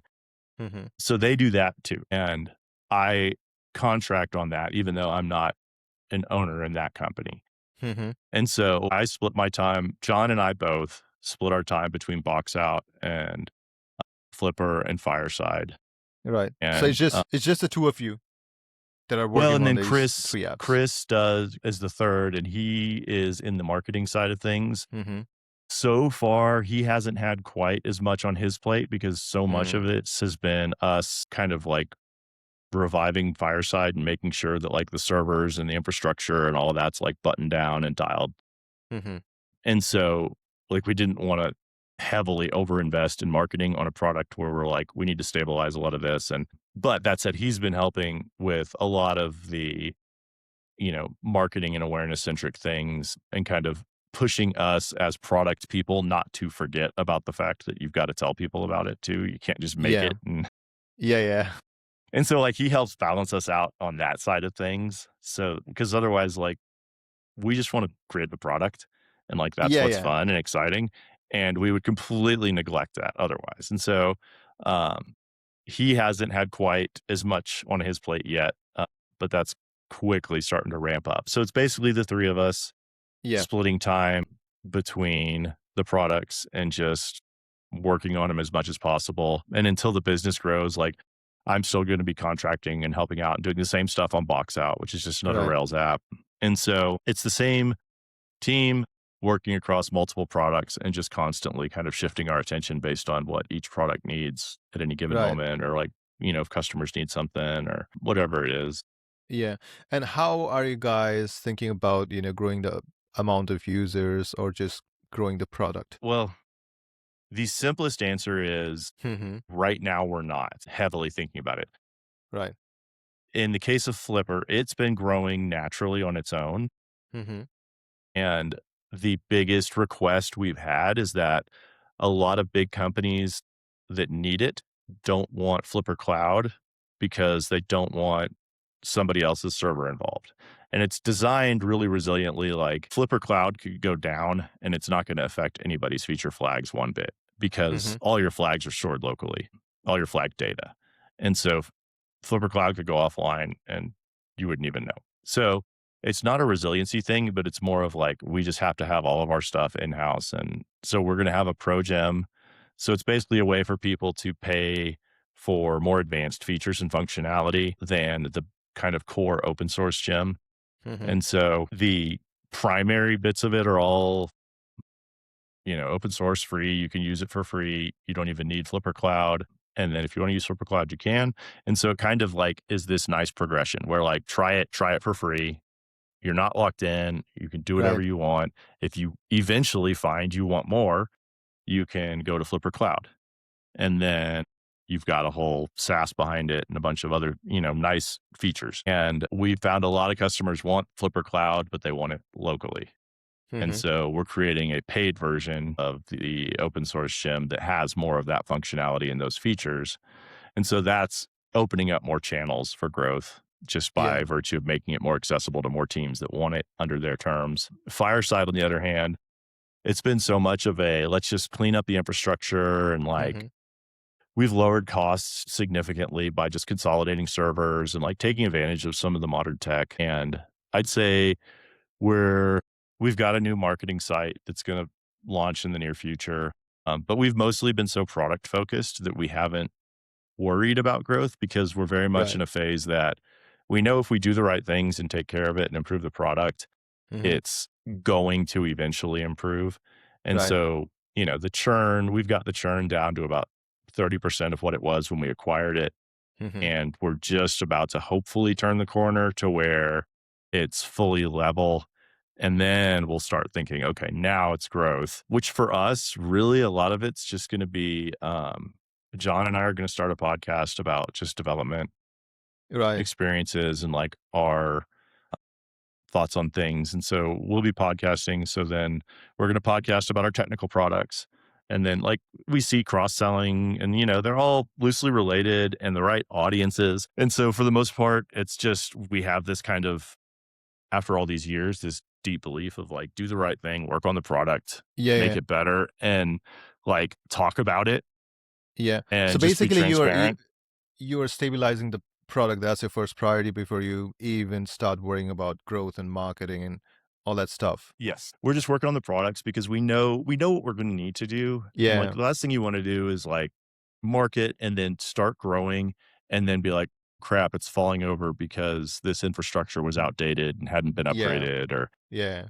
so a lot of what we've been doing is just real and this is John's like wheelhouse. So performance and he's been just doing all sorts of really cool things on the back end to Hmm. basically we have less infrastructure so we're saving money, but we have just the right infrastructure. So it's all faster on top of it. Hmm. And so he's just been dialing that and doing a really good job there. And then I've completely redesigned the whole customer interface and all that kind of stuff with a lot more coming. And Yeah. so it's just head down, you know, get Just as much done as we can each week and just keep yeah. chipping away at it and just do the best customer support we can. And eventually we just have faith that it's all going to be, I mean, it would take something really wild to go wrong Yeah. for this to not eventually, Yeah. be very solid. Right. So if you're to advise, someone who wants to found a SaaS company, any kind of, self-finance, not externally financed company, Mm. and, how would you advise him? How do you think he should go about doing that? Yeah, I mean, I think so a lot of what in hindsight, if I look back at my whole career trajectory was following what was interesting to me Hmm. so that I'd be engaged and like care enough to want to constantly learn more and all of that. And just trusting that like doing the right thing and treating people as well as possible. And like you say something, deliver it, all of that. It was a very long road, but by doing all of that, it built the relationships and things that got me to this perfect little spot that I feel like I'm in Right. now. And so for somebody building a SaaS, I would say, kind of come up with what your kind of North Star is. Like if you really enjoy building things on the web, as Hmm. opposed to like desktop or iOS and Android and learn about the web and understand the history of the web and Hmm. understand how the technology has improved because there's a lot of things out there right now that as somebody who has kind of grown up with the web and seen HTML, CSS, all this stuff evolve, there's a lot of things out there that are just so far over engineered and completely unnecessary Hmm.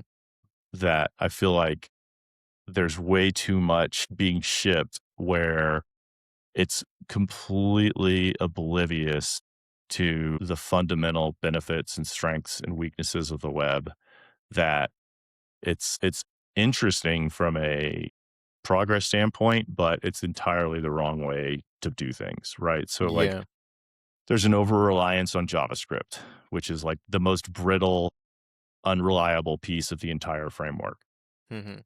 And there's people doing things in JavaScript that you get for free with the right HTML and CSS. And so I feel like getting that foundational stuff right and learning about that will save you a ton of time because you're not going to reinvent the wheel or like do things that the browsers give you for free now. And then find a programming language that you love.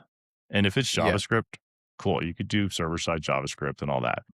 Like for me, I went through a lot of different languages and Ruby so immediately and completely captured my attention Yeah. that I was like, whatever it is, I'm never going to code in anything else. I mean, maybe something will come along someday, but in all the time that I've been like researching, and there's lots of interesting languages, for me, Ruby just hit home. It really hit home and I love it and enjoy it. And that's enough. And so find something again, would I be as good at Ruby as I am if I didn't really enjoy Ruby? Probably not, because I would hate writing Ruby Yeah. and I wouldn't enjoy that time. And so the more you point yourself at the things you enjoy and the things you're going to want to learn about and get better at just by virtue of enjoying it, it may take longer. There's other pros and cons, but to me, that way, all of the work is kind of self reinforcing and reinvigorating as opposed Hmm. to soul sucking and soul crushing and makes me Yeah. want to stop at every turn. That energy is priceless. And so Yeah. that desire to learn. And then now with AI, the ability to like leverage AI to teach you really complex concepts. And like for me, my whole career has been okay, I need to learn this. I'm going to go read 20 blog posts about 20 different takes on this and then Yeah. try to somehow piece together, what's accurate, what's not, what's relevant, what's not, and then figure out how to translate that and apply it to my situation. And that's a lot of time. And now, for better and worse, AI makes that much more efficient. And I think that efficiency eventually is going to start compounding in a lot of really interesting ways that ultimately, some people will be good at pursuing languages or something they don't necessarily love. But to me, finding the stuff you enjoy and just sticking with it, Yeah. it just compounds and compounds and compounds in ways that make everything else easier in the long run. Right. And what about, on the business side of things, like thinking about customer acquisition, marketing, growing user base, growth, and stuff like that? I mean, so now I joined up with, John and we bought Fireside Hmm. and Flipper. John had already kind of gotten the seed of that planted and going. And so getting from 0 to 1, I think is like the hardest part. Yeah. And there's a million reasons for that, and they probably all vary based on personality. Like some people have too many ideas and don't know which one to bet on. Some people don't Yeah. have any ideas. And so to me, the best overall approach, and like this is what happened with Flipper, and find something that you're interested in and find a way to build a free open source version, however small, however meaningless, however trivial, just go build it. Hmm. Figure it out how to build it. Because especially with like an open source library like a gem or like a JavaScript package or whatever it is, right? Your costs are zero. You're getting hands on experience shipping code. Hmm. And if it's useful code that helps people be more efficient or save money or make money or whatever it is, Yeah. you're shipping with low risk and you're learning and you're simultaneously building a portfolio, a reputation, and you're building relationships and trust and connections with people who are also interested.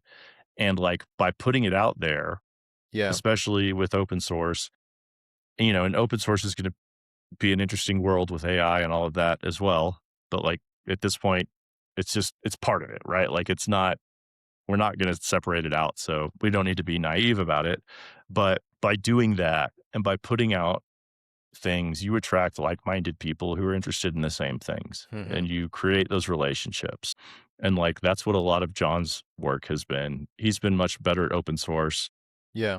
than I was. And you could so clearly see like all of the relationships he's built by doing that and by Hmm. sharing. And so it's one of those things where it's like, again, and it's easy if you find something that's exciting to you and interesting to you in a Yeah. language that's interesting. It's like, I want to go write more code and do things and like tinker and it's just fun. I'm going to do it.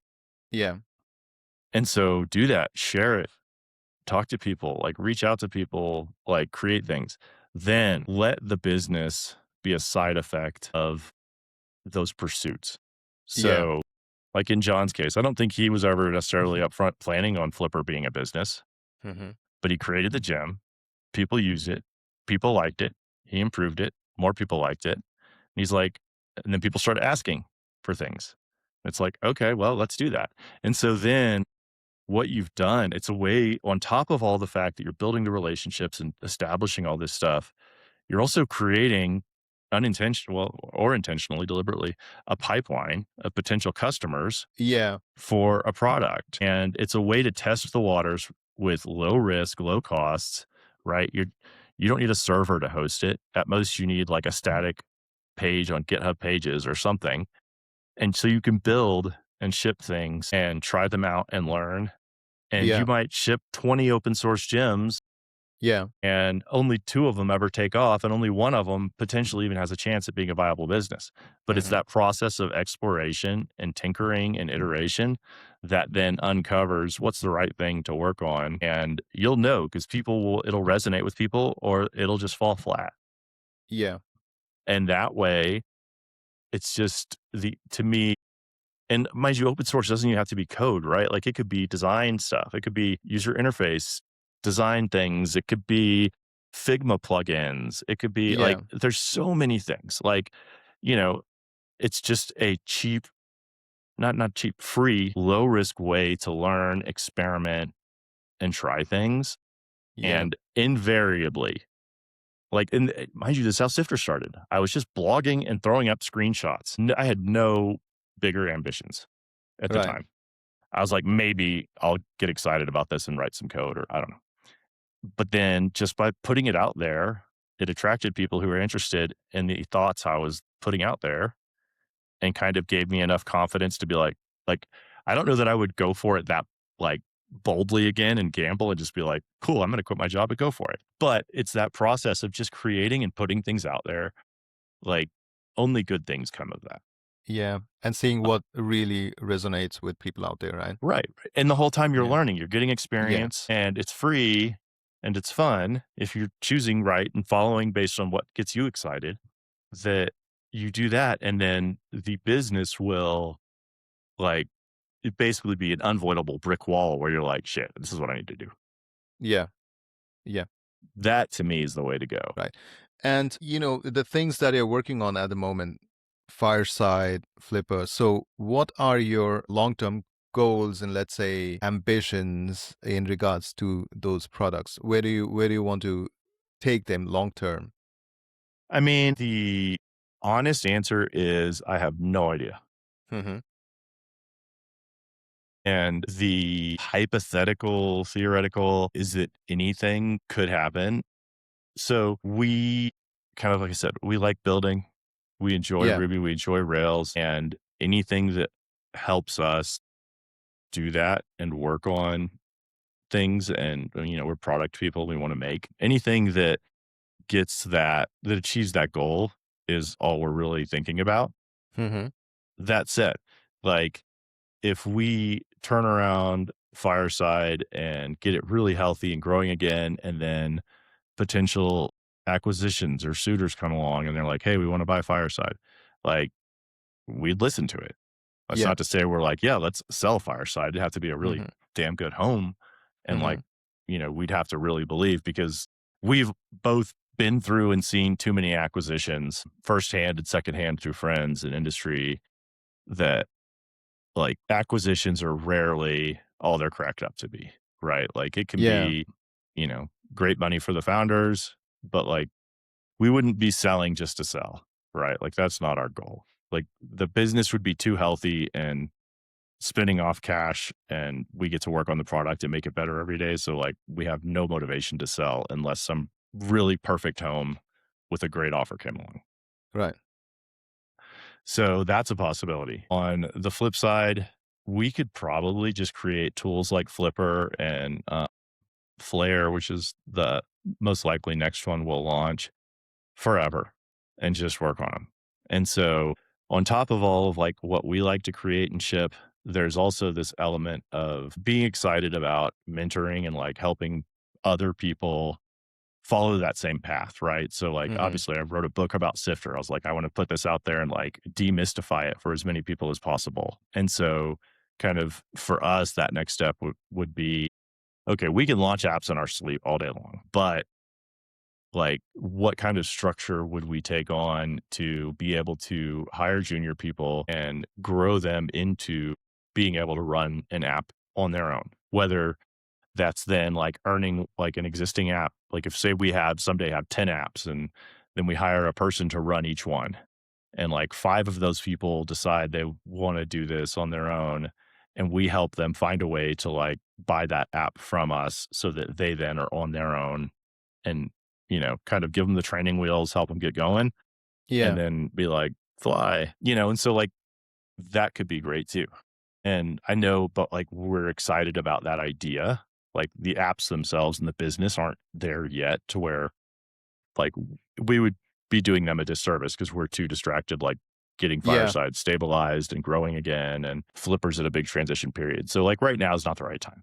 But long term, like that's super exciting to us to like help other people achieve their dreams. And we get to write like Ruby and Rails and code at the same time. Like this is all fun.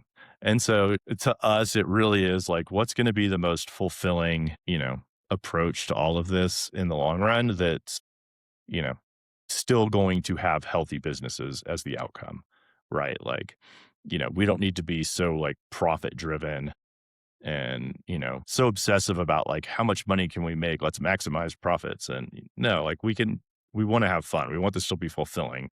Right. Otherwise, we could just go work for any of the big companies and Yeah. go deal with that and play that game. And like, that's not what we want to do. We want to have fun. We want to enjoy ourselves. We want to help other people find that path to that to me is what's fun and fulfilling, right? Like you get to a certain age and it's like, okay, I can only do so much for my own self anymore.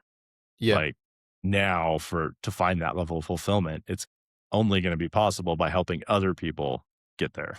And Right. like then that becomes exciting. And so then it's less, I want to write code every day. And it's like, I want to like, you know, help somebody else find their way instead of like finding the path that everybody else takes. Like, choose your own path, choose your own adventure, and then, like, Yeah. we can help you get the tools to pull that off.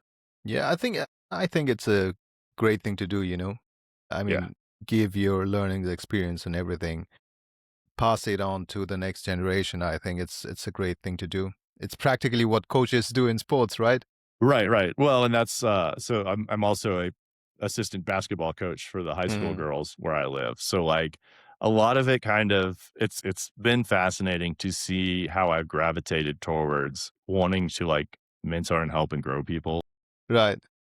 as I get older and finding more fulfillment in that. Like, and the side effect is like, I don't even enjoy watching the NBA anymore Mhm. because like I would rather watch our girls play a 25-20 high school basketball game than watch Right. an NBA game because Yeah.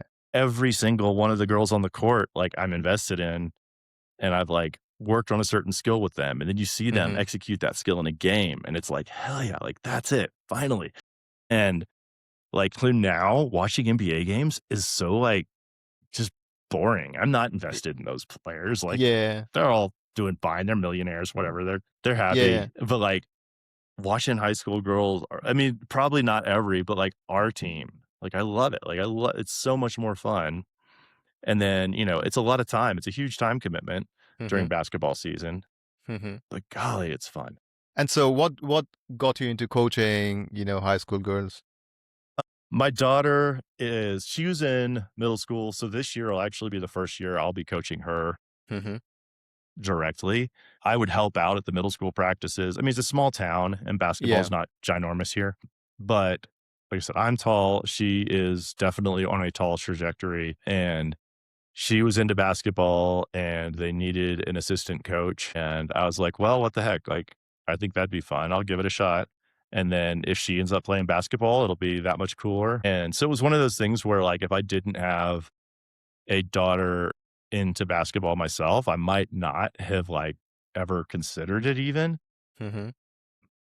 But for like in hindsight, I'm so glad because now, even if she wasn't playing basketball this year Right. or ever, like I wouldn't want to stop. I'm like, this is still too much Mhm. fun. And so, it was one of those things where it was just serendipity and kind of fell into it. I never really had plans to coach. At the same time, like playing basketball isn't as fulfilling for me anymore. It's more frustrating because of Mm-hmm. my age and my leg and, all of that. And so I was like, this is a way for me to still be on a basketball court and enjoy it and have fun.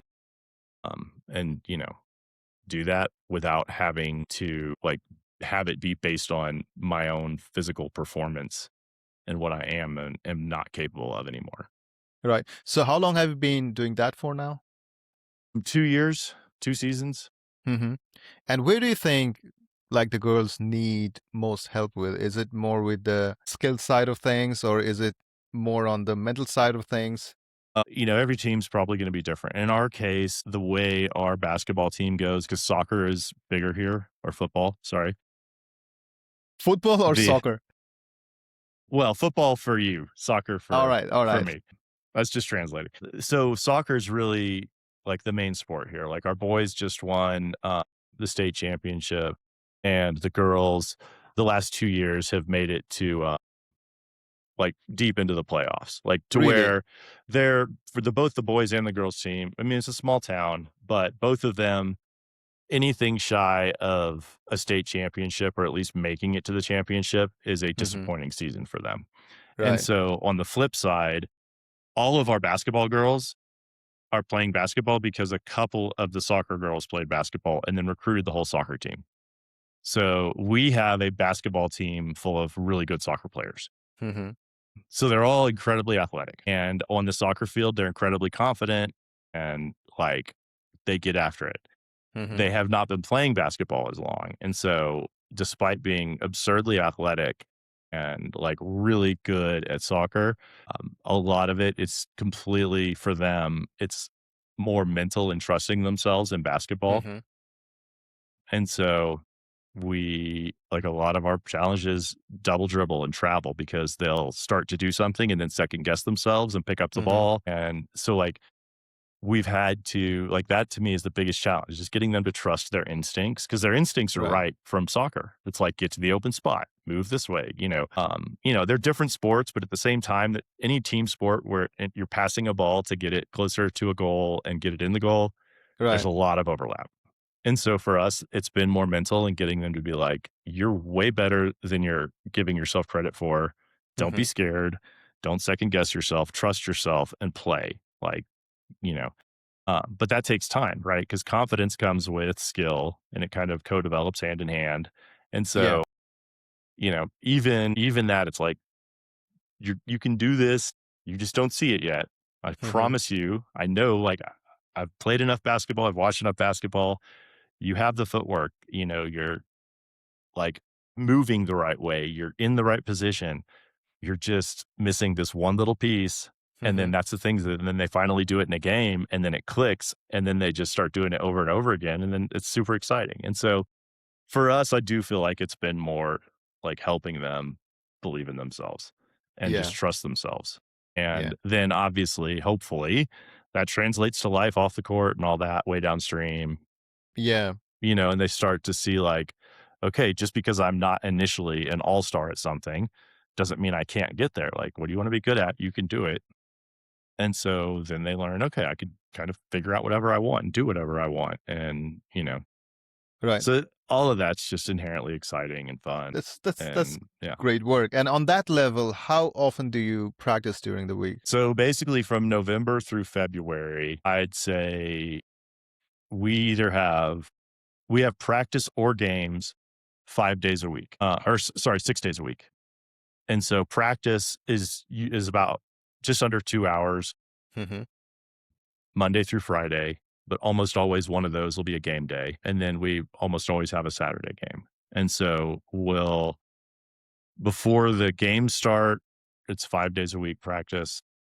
Wow, that's a After lot. the games start, it'll usually be like 4 practice days and 2 game days a week. And then being in a deep rural mountain town, almost all of our road trips are at least 2 hours away. And so, yeah, so it's a lot of travel and driving, It's just and being to the away. game, so Yeah. to the game, And then so and then 2 hours back. yeah, yeah, yeah, yeah. Uh, So every weekend yeah, on a game well, day. Yeah, so we play 20 about 23, 24 games. So half will be home, half will be away. And we travel with the boys team. And so when we go, we have JV girls, varsity girls, JV boys, varsity boys. So we have 4 games. And then so we travel 2 hours, play 4 games, travel 2 hours back, That's give crazy. or take. Sometimes more, sometimes less. Hmm. And of course, it's in the winter. So there's always the chance it's heavy snow on the mountain passes. Like Hmm.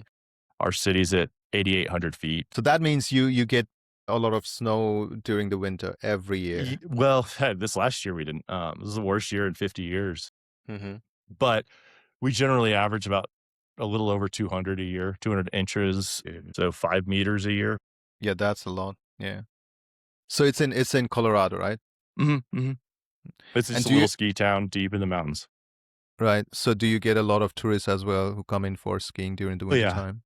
winter and summer, the temperatures are much more mild here than like Texas and New Hmm. Mexico and Oklahoma. And so a bunch of people come visit here in the summers too, for camping and hiking and mountain biking and Right. all of that kind of stuff. And the what I've heard is that our valley's population, our county is like 16,000 people.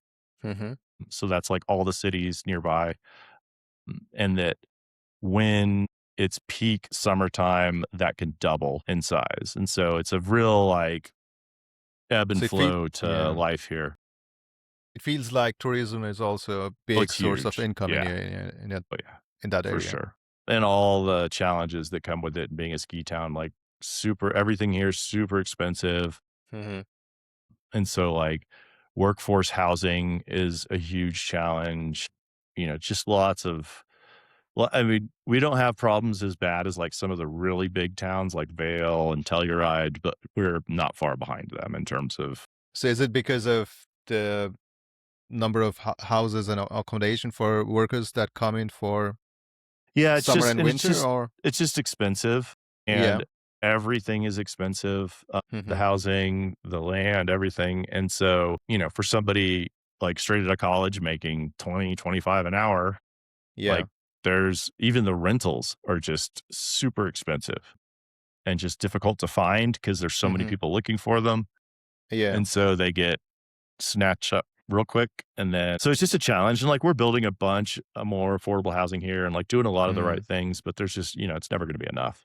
Yeah. I mean, it's the same story here as well. I mean, if you go skiing, let's say in Austria is pretty popular. I'm not a skier Mhm. myself, but I talk to friends who go there to ski every season. Austria is pretty popular. Switzerland is pretty popular. So in these Mhm. areas, first of all, it's super expensive, and buying any kind of property in that area is going to Oh my be super gosh. I expensive. Yeah. just went to Switzerland for the first time this last year.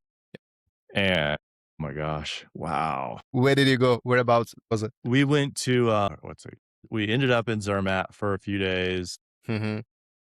Where else were we? Well, I'm at Grindelwald. Greenwald. Okay. This Uh, doesn't ring a bell. I mean, So it's a just for skiing smaller, purposes, or were you no, no, this is traveling? summer. It was summertime. It was summer. So just Yeah. So traveling around. yeah, just Mm, basically kind of, we'd been so many other places and that was just a place that we wanted to go and had heard good things about. And my mm-hmm. wife's parents had just been and they loved it. And so we did that. And I mean, it was like 2 weeks total, which Uh-huh. personally is a lot of, I don't know, like I can do a week. 2 weeks starts to get a little exhausting, like being away from For a home. Like vacation, I mean I that. need to recharge, right? Oh, Like really? it's the, A week is too short for a vacation. I need a vacation from this vacation type of thing. Yeah. So, no, it was fantastic, and, like, we live in the mountains. We live in a pretty scenic place, Right.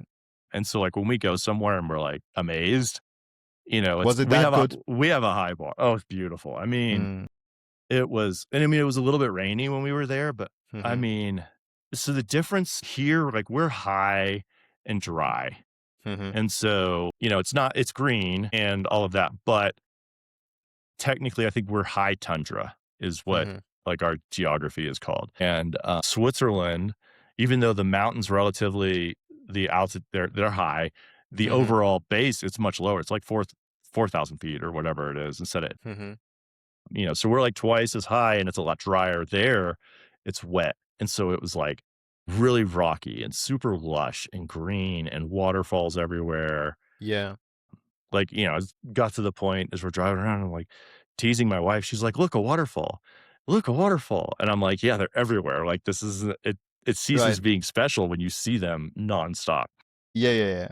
But so the whole time, it was just like, this place is amazing. Like this is beautiful. Um, Were you more driving around, or did you yeah, go we had we hiking and had stuff like that? we did some hiking. We like did a lot of the because that's another thing. Like over here, there's not as many like activity things. So like Mhm. zip lining and a bunch of the other stuff like that, and like Mhm. gondola rides all over, and like I mean, just it was way too much to choose from, honestly. Yeah.